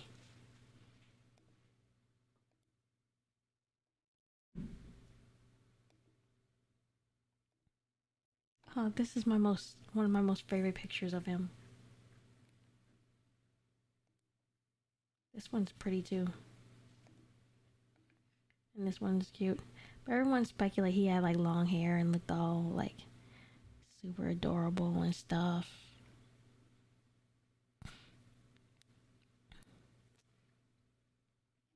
Well, back to the fic.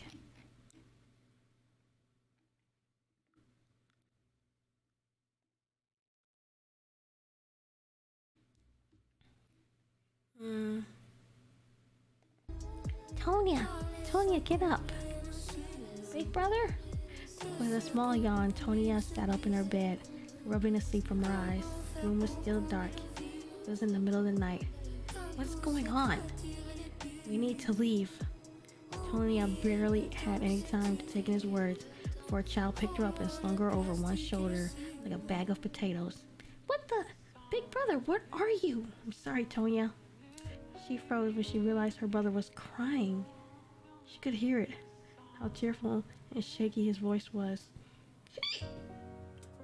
How his shoulders trembled ever so slightly in his efforts to keep it together. I'm so sorry for ruining our lives. Tonya blinked her big blue eyes up at him. I'm sure it wasn't your fault. Oh, but it was. Mother, father, Vera, Roman, all of them were gone now. Are we going back home? Tonya asked. No, we have to leave the country. It's not safe for us anymore. Come on, help me wake our brothers. Juicer cried when they woke him up. Child forced to carry him on his back as they made their escape before dawn. Their safe house was located on the border between Snezhnaya and Fontaine. But he had no doubt that they would be discovered by the Fatui soon. If they left any later, they will be signing their own death warrants. And Anthon dragged his feet behind them, yawning as the pink that preceded the sunrise colored the sky. How had it come to this? How had he lost control of everything so quickly? Child could only look ahead. There was a stone wall between Snezhnaya and Fontaine. One child held his sibling's scale. He was was passing juicer up to Anton and Tonia when he froze, looking back. The sun, it was almost up. Child wavered. Big brother? Tonia sounded scared as she and Anton collected juicer from their older brother's arms. Big brother, what's wrong? Go ahead without me, Child ordered, removing his satchel and throwing it up over to Tonia. Mora rattled in the pouch. Run, and don't stop running until you reach the capital city. Tell the government officials there's 9 refugees. They may put you in a detention center. I promise I'll come find you. I'll always find you. Wait, where are you going?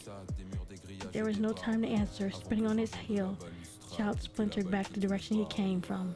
Scaramouche's execution was at dawn. Scaramouche opened his eyes when the first light hit the prison floor through the barred window. They'd moved him the night before for his execution to a stone prison above the ground. Gave him a view of the sky before they marched him down to the gallows. He pushed himself off the floor, chains clinking around his ankle and wrists as he peered outside. How long had it been since he had last seen the sunrise? He heard the thud of a heavy lock being undone. Scaramouche turned his head to the side, his expression never changing as masked Fatui guards entered. It is time, said one of them. Without waiting for a response, they grabbed his arms, dragging him out. It was clear they expected resistance, but their grips didn't relent even when Scaramouche followed without a word. His feet were scuffed and bleeding, his fingers black and blue from being stomped on. Dust and grime stuck to his hair, once so dark and sleek, in grayish patches, his bangs limp and oily. As they brought him through the entrance, Scaramouche halted, glancing over his shoulder at his bare cell. Hurry up! They yanked him along, manacles digging into the back of his heel. Scaramouche chuckled. What's the rush? Neither responded. Typical. Scaramouche lowered his eyes. Whatever macabre mirth left in him was dissipating quickly. Humans were so predictable. He didn't know why he had ever expected anything different from Child. For whatever reason, they chose to lead him through the palace parterre. It had snowed that last night, though it was beginning to melt by now. Scaramouche wondered what the bite of the cold on his toes would feel like. He would never know. This body of his had never allowed him such mundane fancies. They had almost finished crossing the garden when they stopped, Scaramouche slowing to a halt along with them.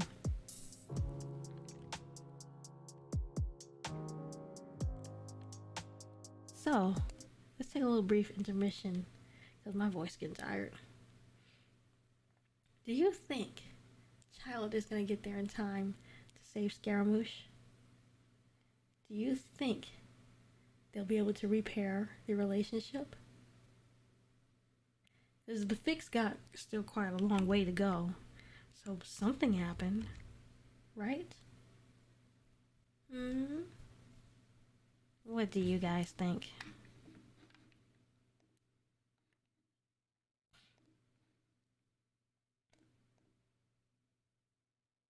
Oh, this hair.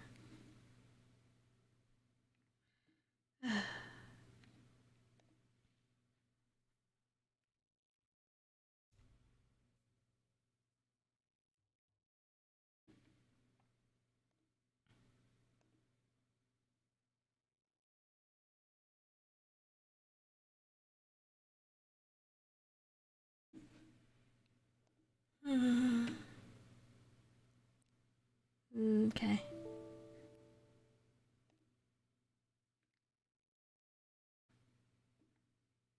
Well, that sucks. I can't record.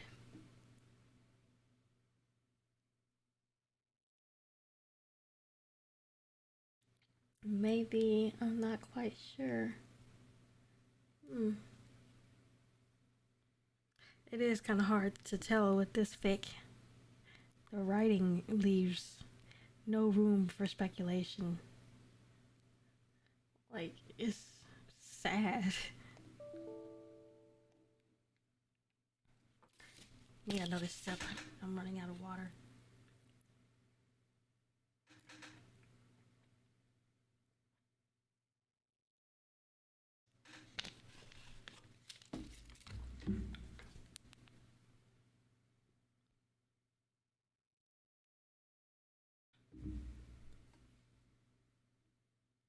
Okay, back to it.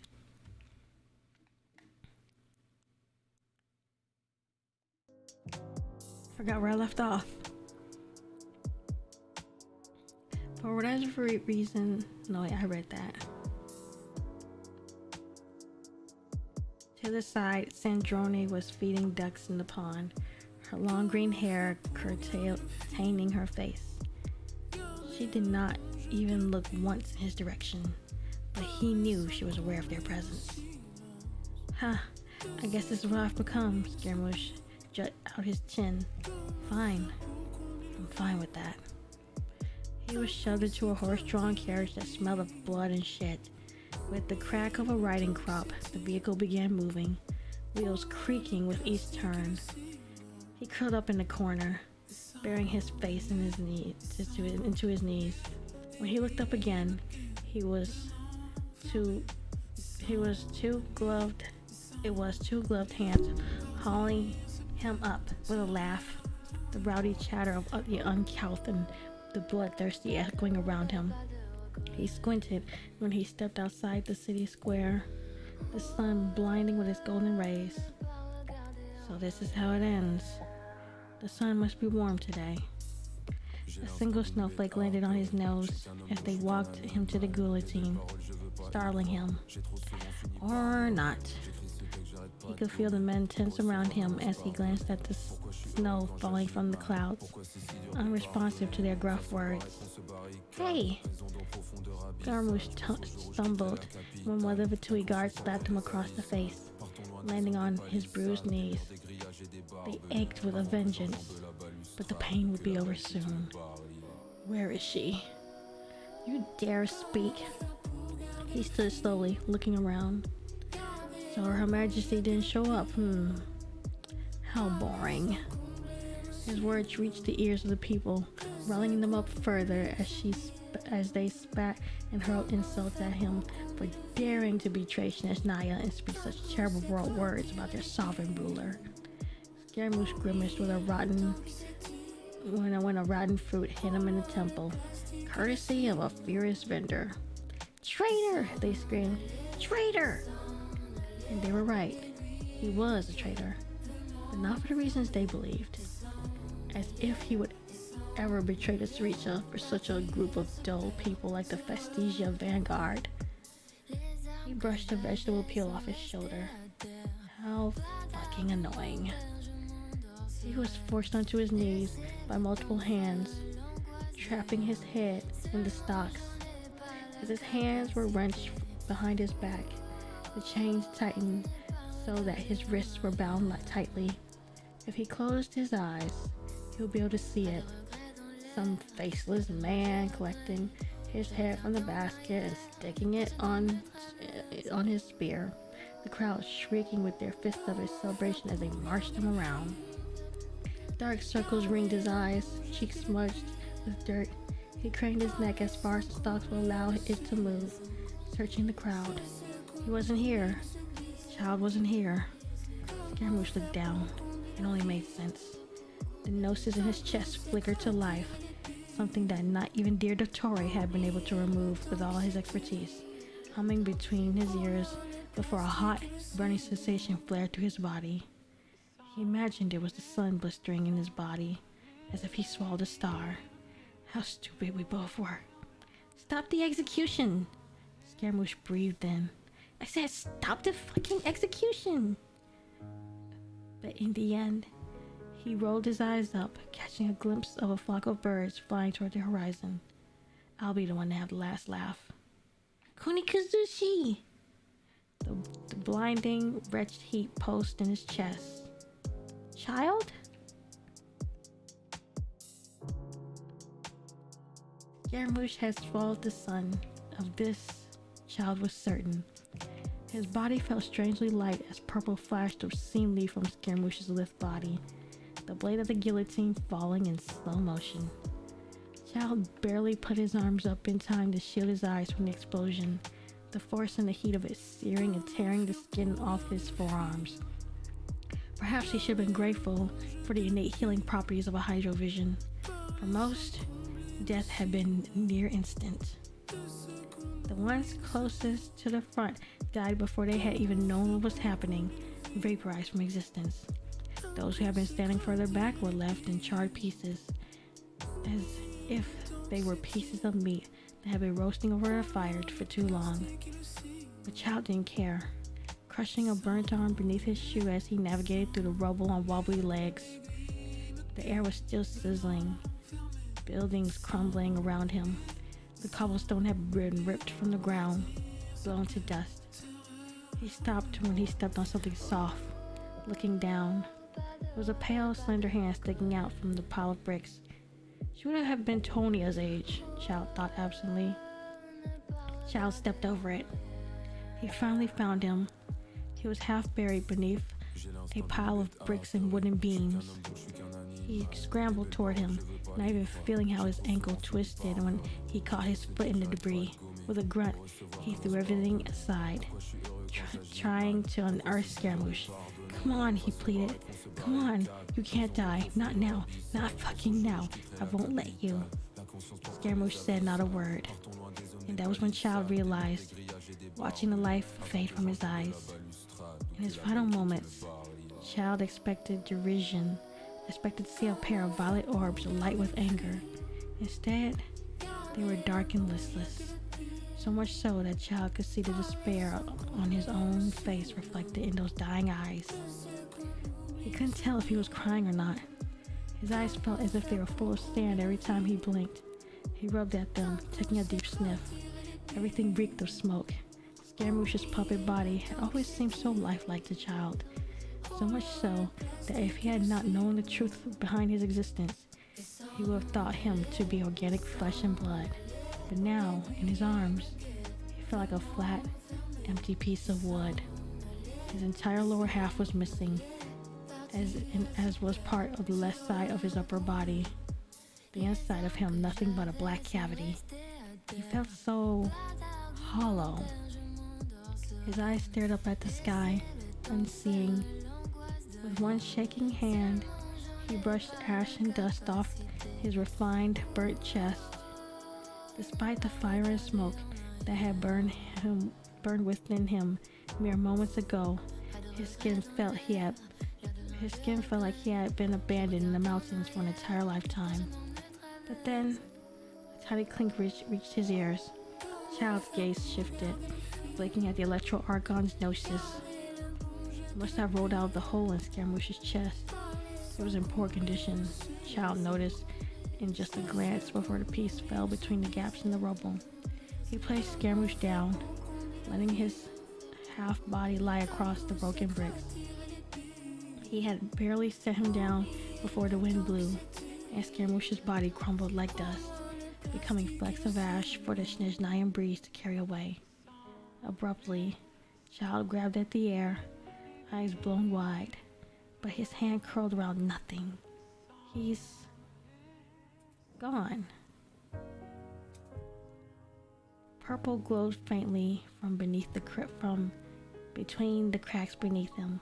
Gingerly, Child retrieved it from the rubble, his breath hitching.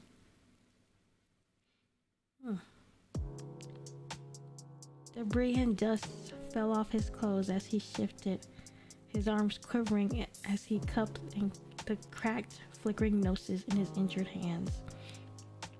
His gloves singed and falling apart and sticking to his skin in patches. What a small, fragile thing it was. And now that all of its power had dissipated into the world, shooting stars streaking behind the gray and purple clouds and landing upon the furthest corners of Teyvat. His knees almost bucked beneath his weight as he stood, ash-colored snow falling on his hair. He made no move to brush it away, simply staring at the gnosis, at his heart. It was cold today.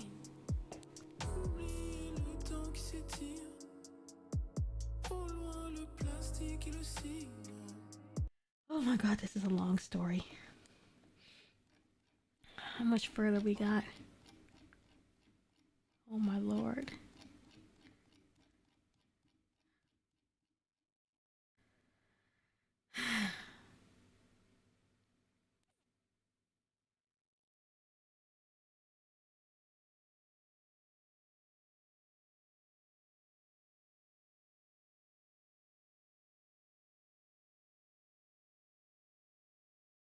This needs more kudos, but it needs to be split in chapters.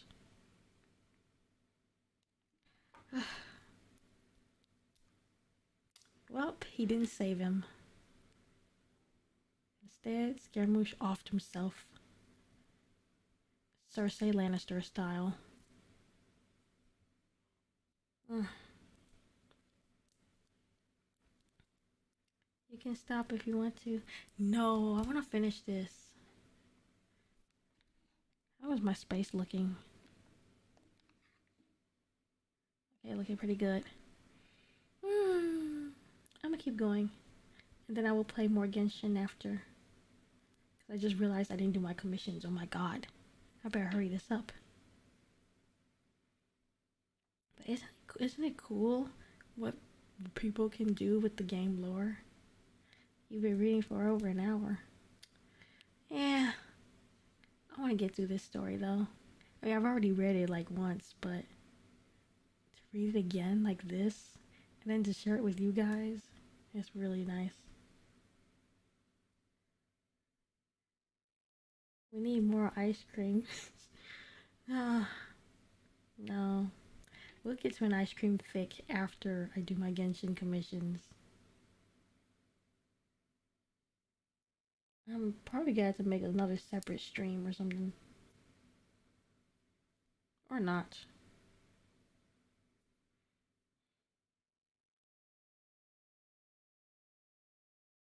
I wonder if Child and Scaramouche have sad stuff like this. I'm wondering what Kazuskara is looking like. Kazuha and Scaramouche, what those fics are looking like. As a matter of fact, let me...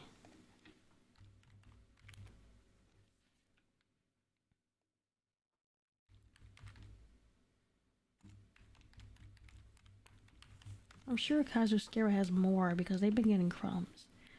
1,594, Lord Christ.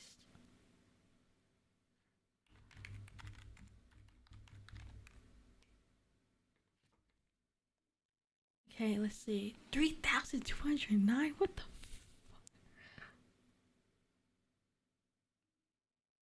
No, wait, no. Edit your search. Let's do a pairing.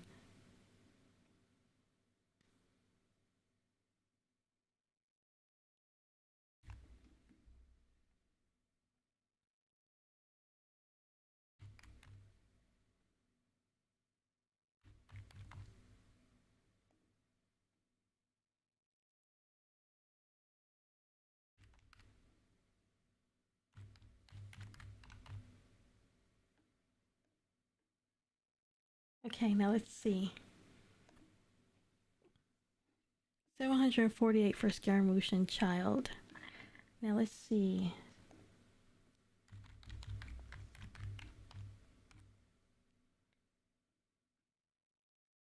I know it's gotta be more for Kazuha.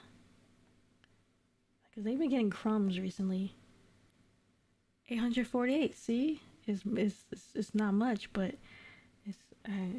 it's not much. Oh, what's this?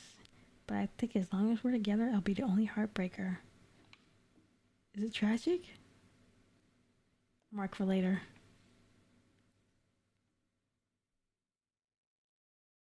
This is a tag? Oh, it's just that one tag. Okay.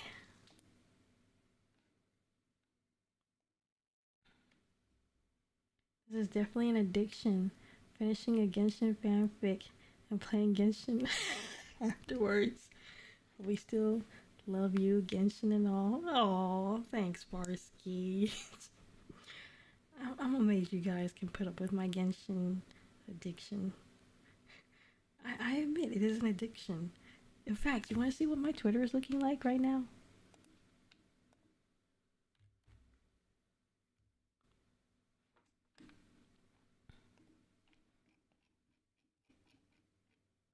Oh my god. 1005.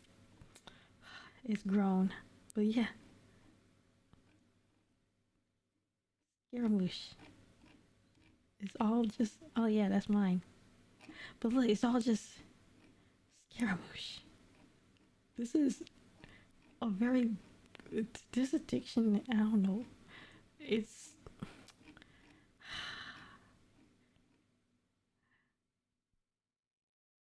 But hey, I'm happy. I mean, it's an addiction, but I'm happy. It's not harmful so far. I'm embarrassing myself on my author account of all things, but I'm okay with it.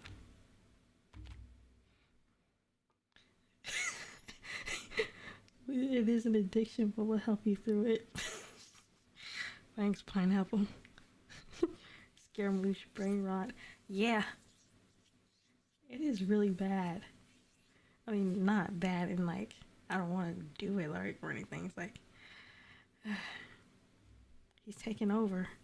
My own characters are pushed to the side now, but I'm happy.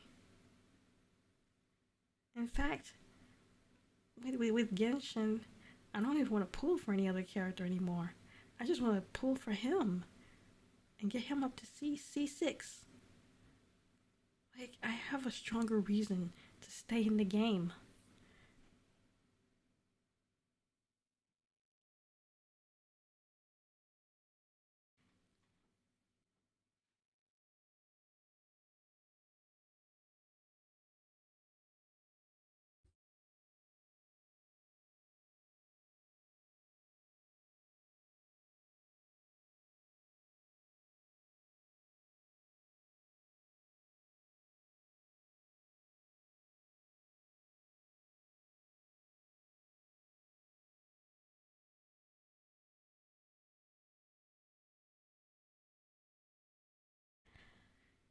Okay, I have to whisper.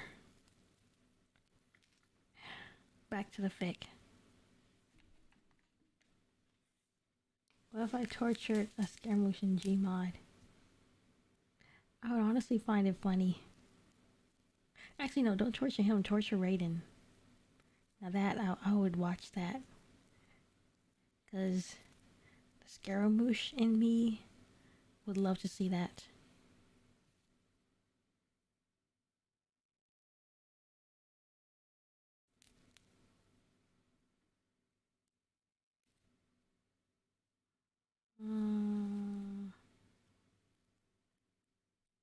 Oh, you guys know that anthology I was supposed to be participating with? Yeah, I'm still in there, but I really need to start writing my story very soon. It's due. But at the same time, when I try and write it, I feel nothing. Oh, so you're into that? No, I said the Scaramouche in me would be into seeing Raiden be punished. Like, do you guys even know what Raiden did? She killed Kazuha's best friend. As a matter of fact, we should watch that story trailer.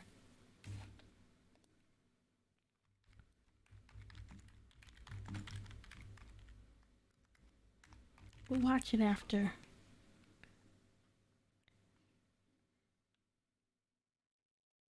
Okay, now back to this.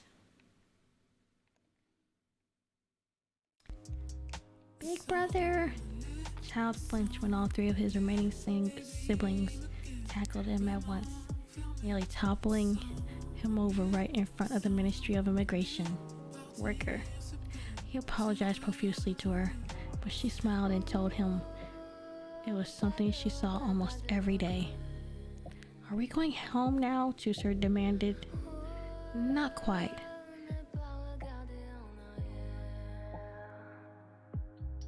We're not at the tragic part, so I can leave that song off.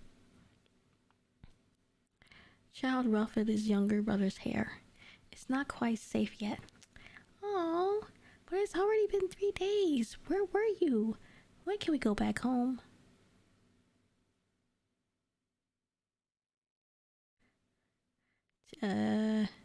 Chusser, Tonya warned quietly. That is enough. We're never going back home. She met Child's solemn gaze. Are we? There was no use in lying. After everything they'd been through, he couldn't lie to them. Not anymore. No, Child replied soberly. We're not. I knew it, Tonya whispered. I knew it. What did we do wrong? Why are we running away? Big brother! It's none of your faults, Child burst out. Kneeling and looking pleading at his sister's face. Everything is my fault. I bit off more than I could chew, and now you're all paying for it. Tonya stamped her foot down, shaking her head wildly. Then say you're sorry, that you're really sorry. Tonya, say you're sorry. The words were on the tip of his tongue, but they felt like ash.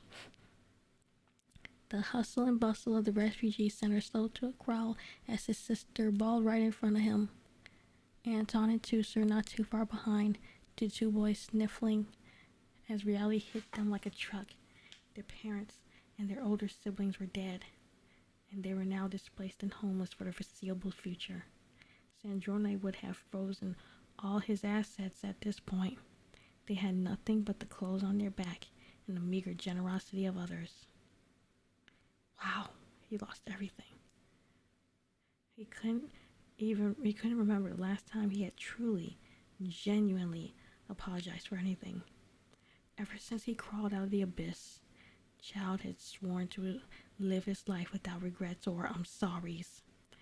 Hurting his older siblings, joining the Fatui, slaughtering hundreds of thousands of people who had put themselves between the Tsaritsa and her goal, orchestrating an act of political terrorism on Leeway to lure out the Geo-Archon, walking the path of a monster. But he looked at Tonya's red face, scrunched up in tears and snot as she sobbed uncontrollably, beating her fists weakly on his shoulders. Child faltered. His parents, Vera, Roman, Scaramouche, all dead. I'm sorry. He wrapped his arms around Tonya, feeling her shake like a leaf against him. I'm sorry, little sister. I'm sorry for everything. I'm sorry won't bring them back, Anton murmured, perhaps thinking Child wouldn't hear. No, it won't. And although Child was surrounded by his remaining family, all of whom needed him, the tearful reunions of other families he would never know, because he had never felt lonelier than he did now. Dang, he was really pining for Scaramouche, huh? So yeah, you're into it. Damn, tell him to get a new friend. Troll face.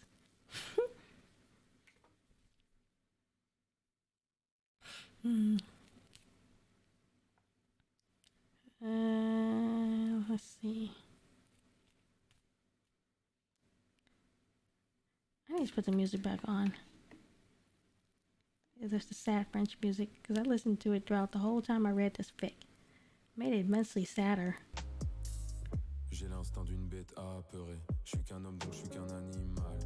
How have been good at making new connections, even without his affiliation to the Fatui. He only needed a few days to meet someone trustworthy enough to help them board a boat off the mainland. It wasn't easy. He was once in Leeway now that he was without the protection of the Tsaritsa, and most ships stopped by the harbor at least once on their travels. In the early hours of the morning, Child boarded a small ship with his siblings and a few other passengers. None of them disclosed their reasons in needing to leave the continent in such a strange, dangerous manner. Child wagered most of them were criminals of some sort, and wondered if anybody on board had a list of crimes and sins and regrets longer than his own. Chooser sniffed throughout the whole trip. At first, Child thought it was a cold, but it wasn't.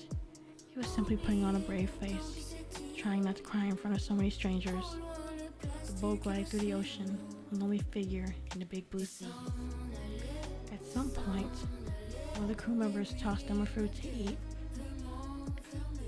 Child picked up an armful of apples and mandarins and sunsietas for his siblings, ignoring the disdainful looks he got from other passengers. If they had a problem with him feeding his siblings, they would have to take it up with him. None of them issued any complaints. They all knew it wouldn't end well. Maybe some of them even knew who he was, recognized that wretched, haggard face of his, despite all the weight he had lost recently. Anton and Chooser dug in, their appetites healthy as ever, but Tonya didn't touch the fruit. Sighing, Child held his sunset out to her. "We need to eat. We didn't even have breakfast." "I'm not hungry," Tonya answered sullenly. She turned away from him, opting to stare into the ocean rather than him. "Tonya, please." "Ajax." Tonya turned her head back, looking absolutely miserable. "I want to go home. That's all I want. I just want everything to go back to the way it was before." Child bit his tongue. "I want that too," he longed to say. But what right did he have to even think that, let alone say it? All if this was the result of his own choices, his own mistakes. His monsters were powerful and uncaring, able to do whatever they wanted to do, even at the cost of others. Monsters were lonely. The day dragged on, needing some sort of physical activity to do. He helped out the crew members, mopping the floors and dusting the windows. He was covered with grime by the time the sun set, but he didn't mind. Dinner was boiled fish seasoned with salt and pepper, inexpensive and bland. He scarfed his food down quickly, knowing if he left it to sit, he would never get around to eating. Tonya picked at her food, eating in small bites, while Anton gave a share of his own dinner to Chooser, who was complaining about being hungry. Wordlessly, Child cut a remaining piece of his own fish and placed on Anton's plate. Anton blinked, but didn't protest. After dinner, he resumed his self-employed duties in helping with crew chores. They ordered him to the kitchen, where he spent the next hour or so washing the dirty dishes. It was best not to use his vision for such a mundane task. It would only make people suspicious.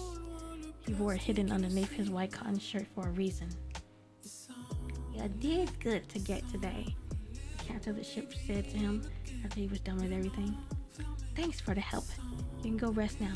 Most of the others are already sleeping." The sleeping quarters were small and cramped. They were only provided with a few thin blankets and old pillows.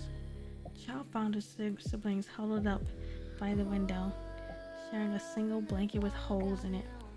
At first glance, they seemed to be sleeping soundly, but as Child got closer, the clouds shifted and the moonlight hit them. He stopped short. Their cheeks were streaked with tears, the corners of their eyes pink. "You must be tired," a creaky voice said from the side. Child turned to see an elderly Fontanian woman sleeping underneath the staircase, hugging her blanket around her stooped body like a shawl. "Ma'am, I'm not sure what you did to make those kids cry so much," said the old lady, "but they need you right now, more than ever." Child pressed his lips in a bitter smile. "You're right." Carefully, as to not wake them, he sat down beside them, pressing against Anton's side to lend them some of his body warmth. None of them stirred. Child didn't sleep a wink the whole night. "So, this is our new home?" Anton tried to sound nonchalant, but Chow could tell he was struggling to keep it together. After all, this place was nothing like Snezhnaya. For Anton, who had never even left the country until recently, it was sure to be a shock to his system. It's different. Inazuma's climate is as far as you can get from Snezhnaya's, said Tonya. She looked up at Chow coolly. Why did you choose here? He chose there because Scaramouche lived there. 2 weeks at sea eventually got Tonya opening up to him again, but she was still cruelly indifferent to him. His heart pricked, but he pretended it didn't. It's as far away from Snezhnaya as you can get, Child said vaguely. And if Atui didn't have much influence here after the Radiant Shogun, he trailed off, not wanting to get into the messy details of things. Their new home was in Konda village, remote enough to live a quiet life, but close enough to the city for essentials such as food and medical supplies. The villagers were welcoming and respectful, none of them asking many overly personal questions, despite being intrigued by the sudden settlement of outlanders. Chief Konda threw them a welcoming feast, with everyone in attendance at the town hall, celebrating the arrival of new neighbors and new friends. Child smiled through it all. If only they knew. If only they knew what he had done to end up here. Oy. We're almost done, guys.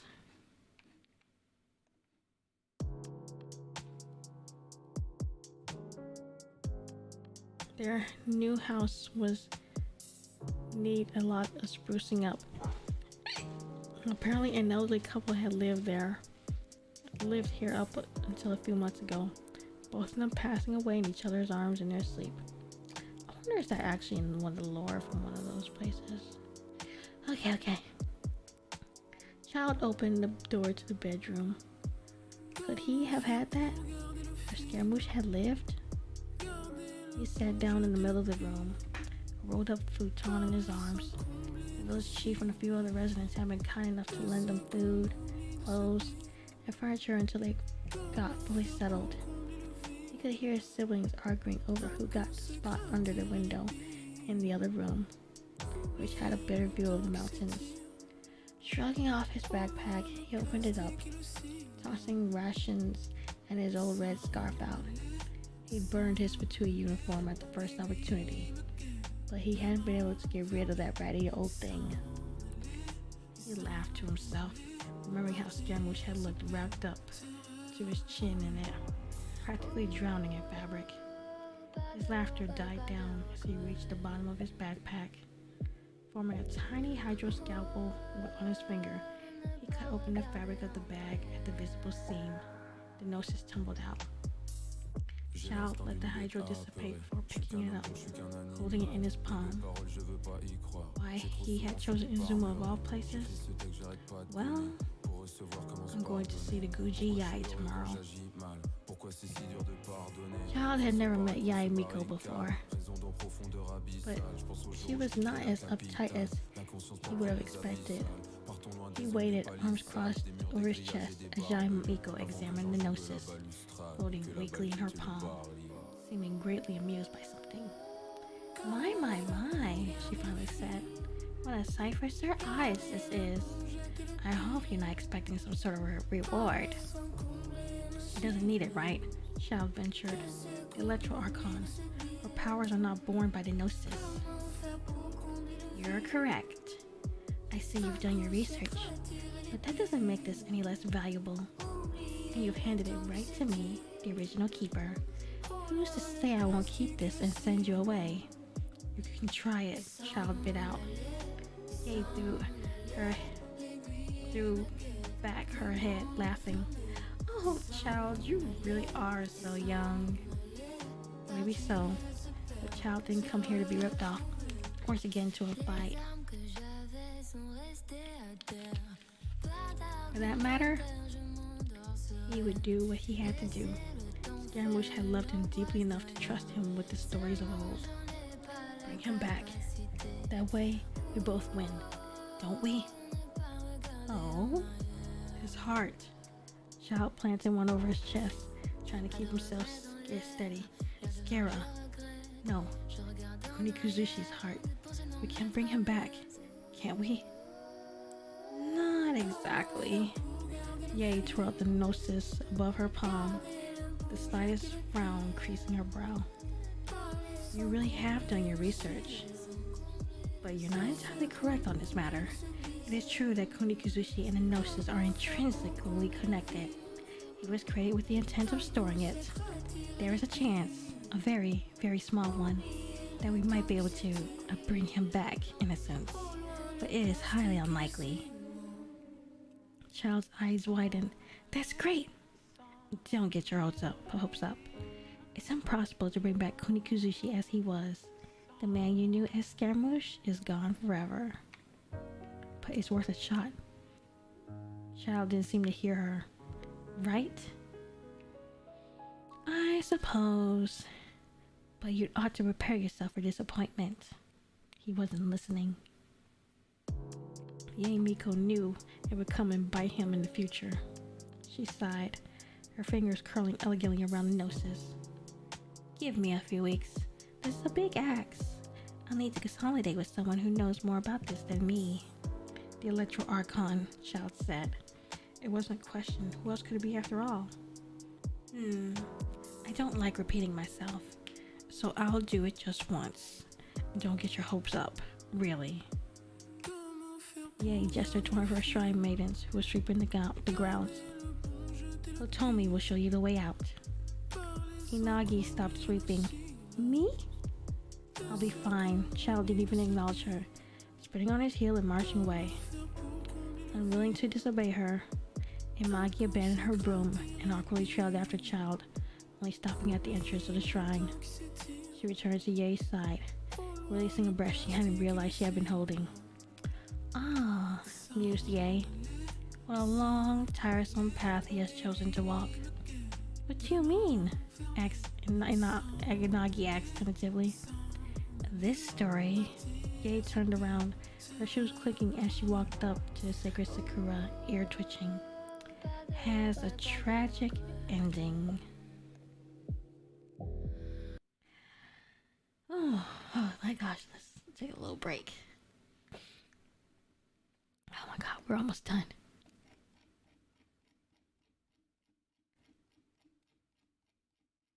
Lord Christ, have mercy on my soul. What the? Oh my god. We're almost done.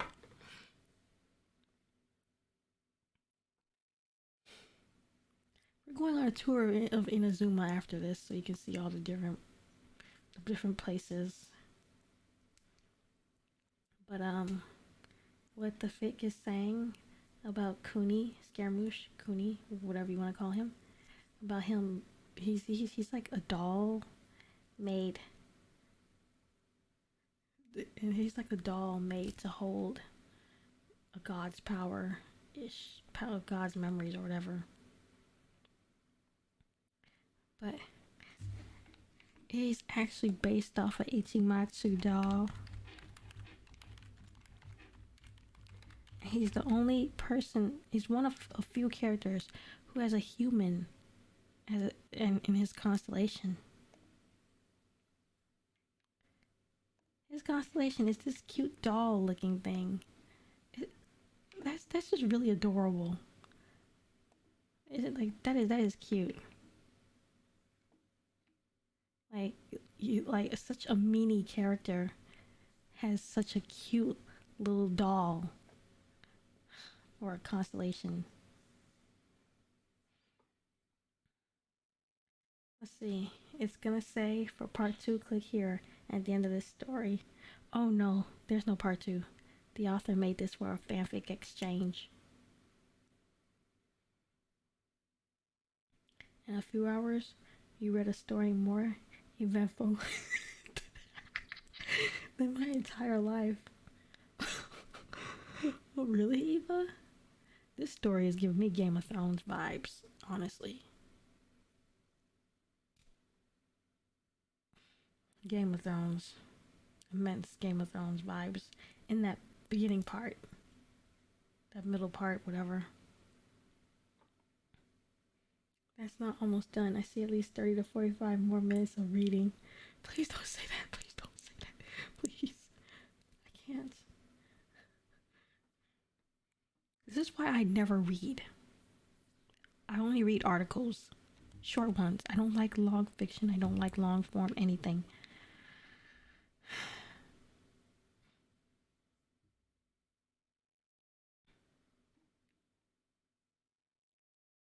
I find it really cute. I still find it cute that his constellation is a doll.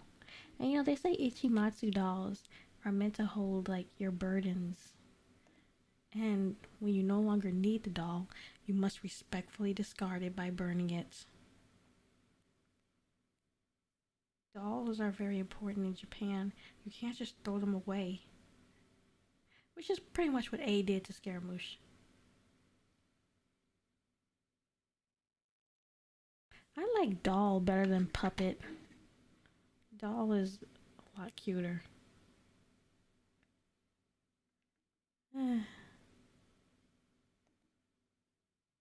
Hydrate before you start reading again. I took a little sip. But yeah, I guess my water's almost all gone. I don't even know if I want to get to anything NSFW-ish. I'll try it.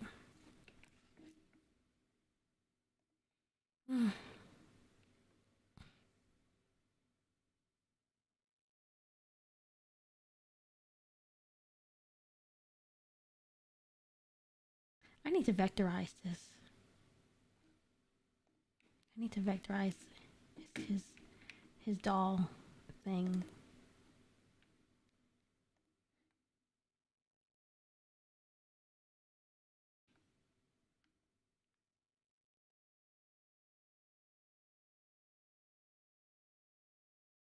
I need to vectorize that.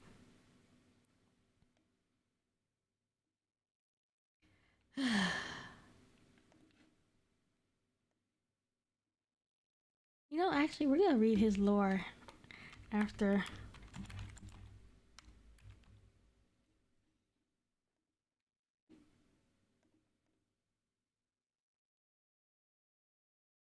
Here it is, the husk of opulent dreams. These are like all the items he's worn in the past.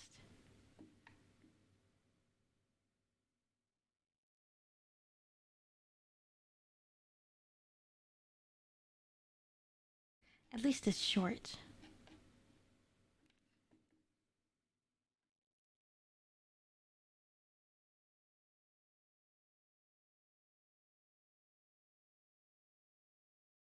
Where'd you get that from? Slumbering Court. Huh.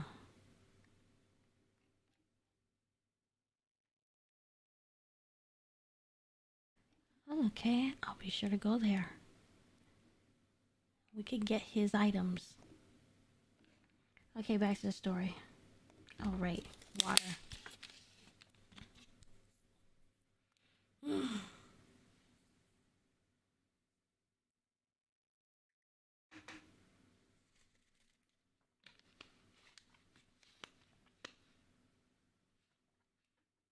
I am now out of water.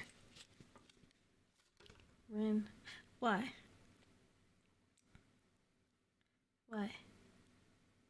I shouldn't read his lore late at night after I'm reading this long 30k fanfic? Yeah, you're right. I shouldn't. But I will.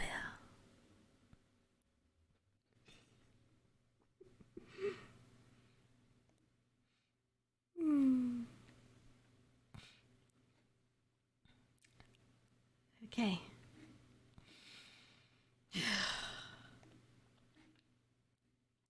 Where did I leave off at?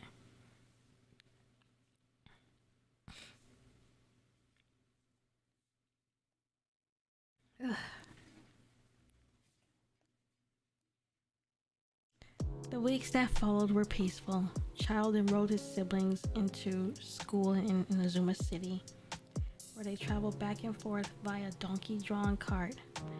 It It was almost like seeing the draft horses pull sleighs through the snow in Snezhnaya again. While his siblings were away, he packed his bags, preparing to trek all the way up to Grand Narukami's shrine again. When he opened the door, however, he was met with a surprise guest. Lady Yai, who brings you all the way out here? A delivery, said Yai, examining her nails. Next to her, standing up vertically, was a giant scroll. I thought I'd save you the trip. I didn't think you were the considerate sort. I'm not. Yai smiled, all teeth and edges. I pity you, Fatui boy. It's just Ajax now. How fittingly dull. She didn't come, Child noticed, pausing Yay in her wicked teasing. The Electro Archon, why? Hey, Yay trailed off.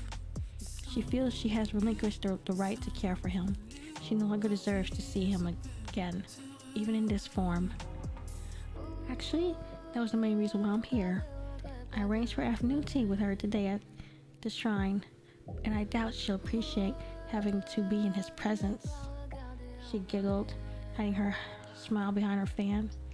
Life really is so funny.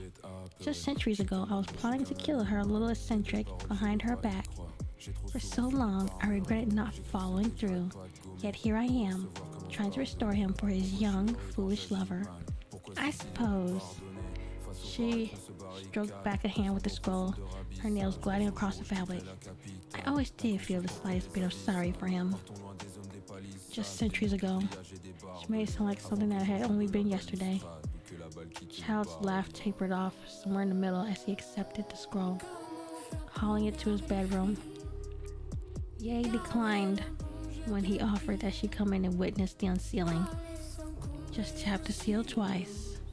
She pointed at the Electro Archon symbol imprinted on the side of the scroll, and he will appear. I wish you luck, Fatui boy. You'll need it. Child set the scroll against the wall. It fell down once, tapping itself on its side, before Child picked it up again, expecting any sort of damages. It's time. Taking the plunge, he did as Jay had instructed, tapping his finger twice on the Electro Archon seal.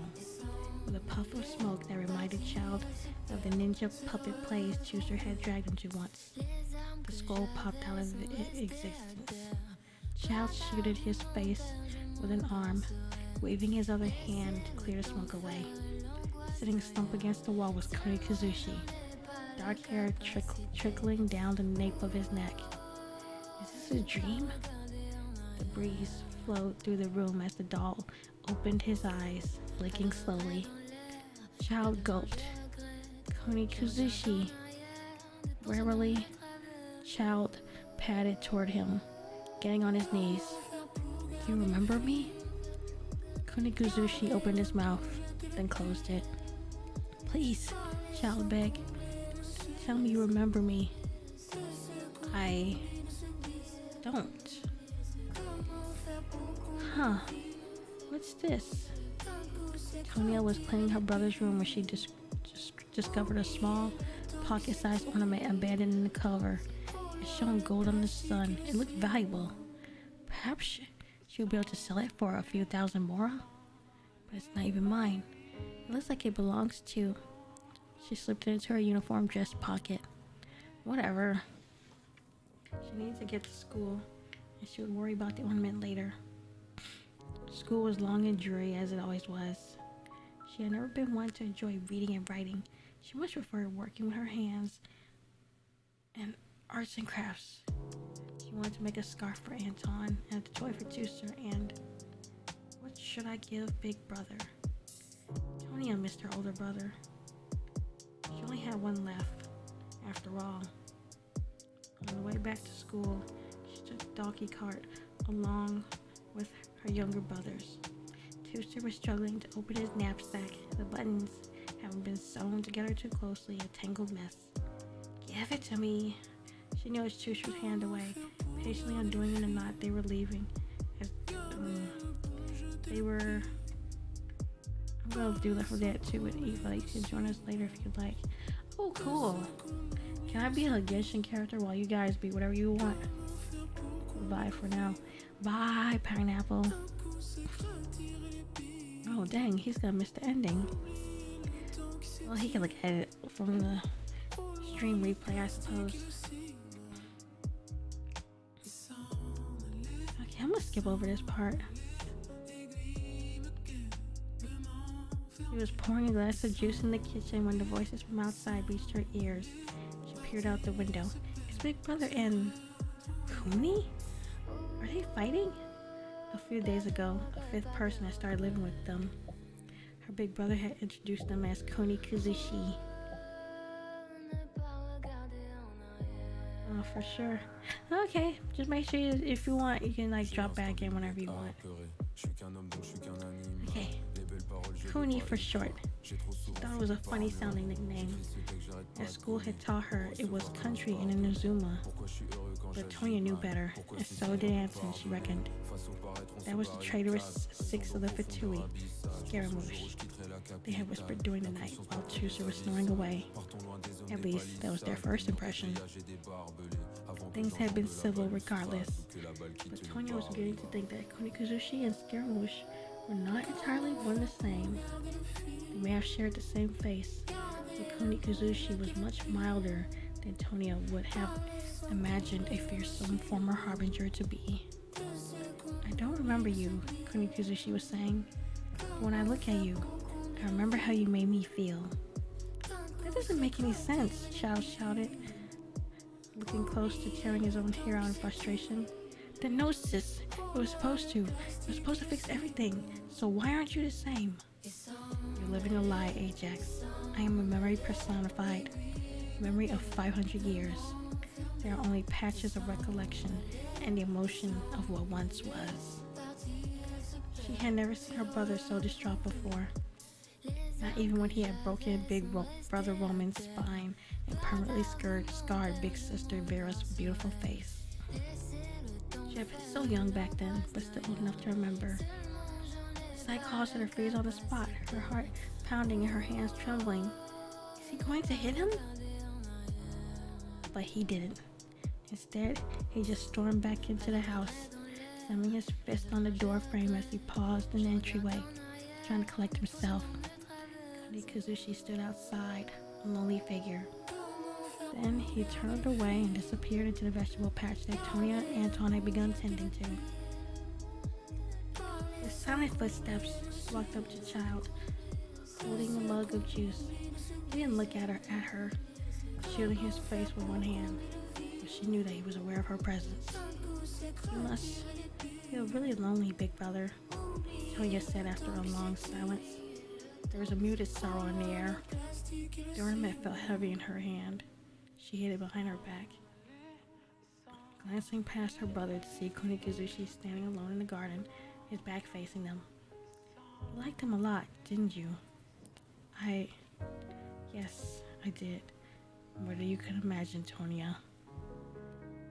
Chao dropped his hand from his face. I thought you were still mad at me. A little bit, she confessed, but I missed you. It's too quiet here. It feels like I'm living with ghosts. I'm sorry. You already said that.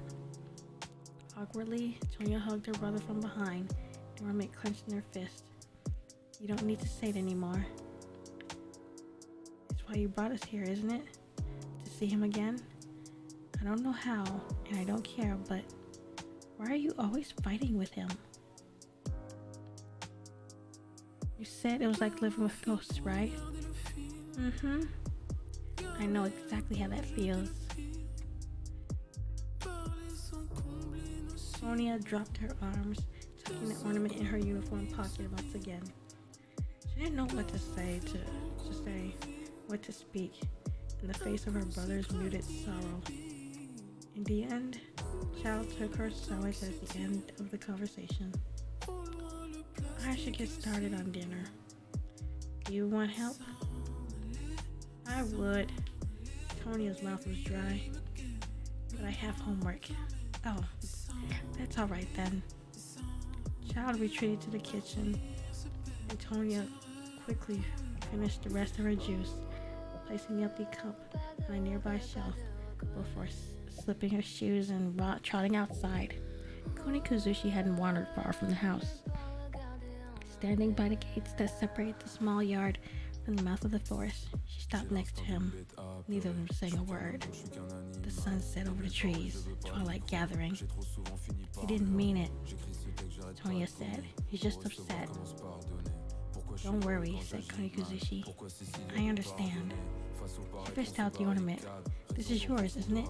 I found it in Big Brother's room, but it can't be his. This is... Kunikuzushi's eyes rounded slightly, taking the brooch from her. Yes, it's mine. It's beautiful. Koikizushi's fingers closed around it. This gold ornament is a proof of the identity granted by the almighty Shogun, and she will not abandon you. He opened his hand again, holding it out to Tonya. You may have it. Isn't it important? Maybe once it meant something, Koikuzushi said honestly. But those feelings have long passed. It would bring me nothing but pain to wear it now. Tonya took it, hiding it in her pocket once more. I'll keep it, she told him. And in case you ever change your mind one day. Koikuzushi smiled. I won't.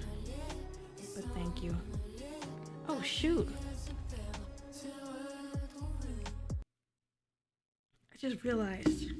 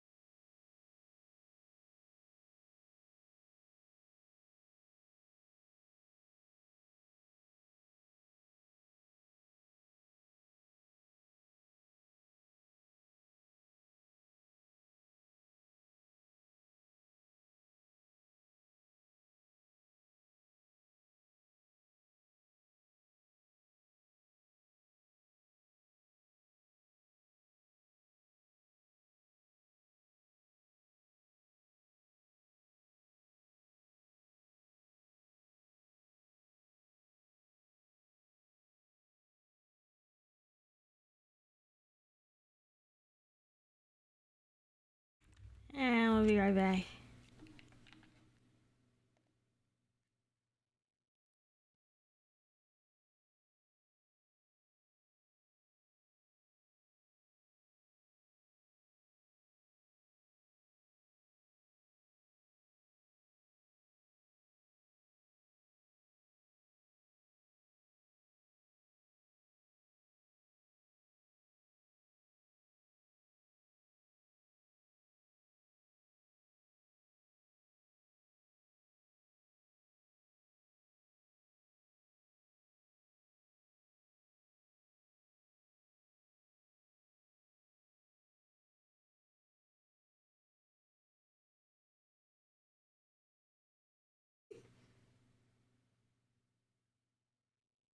Mm.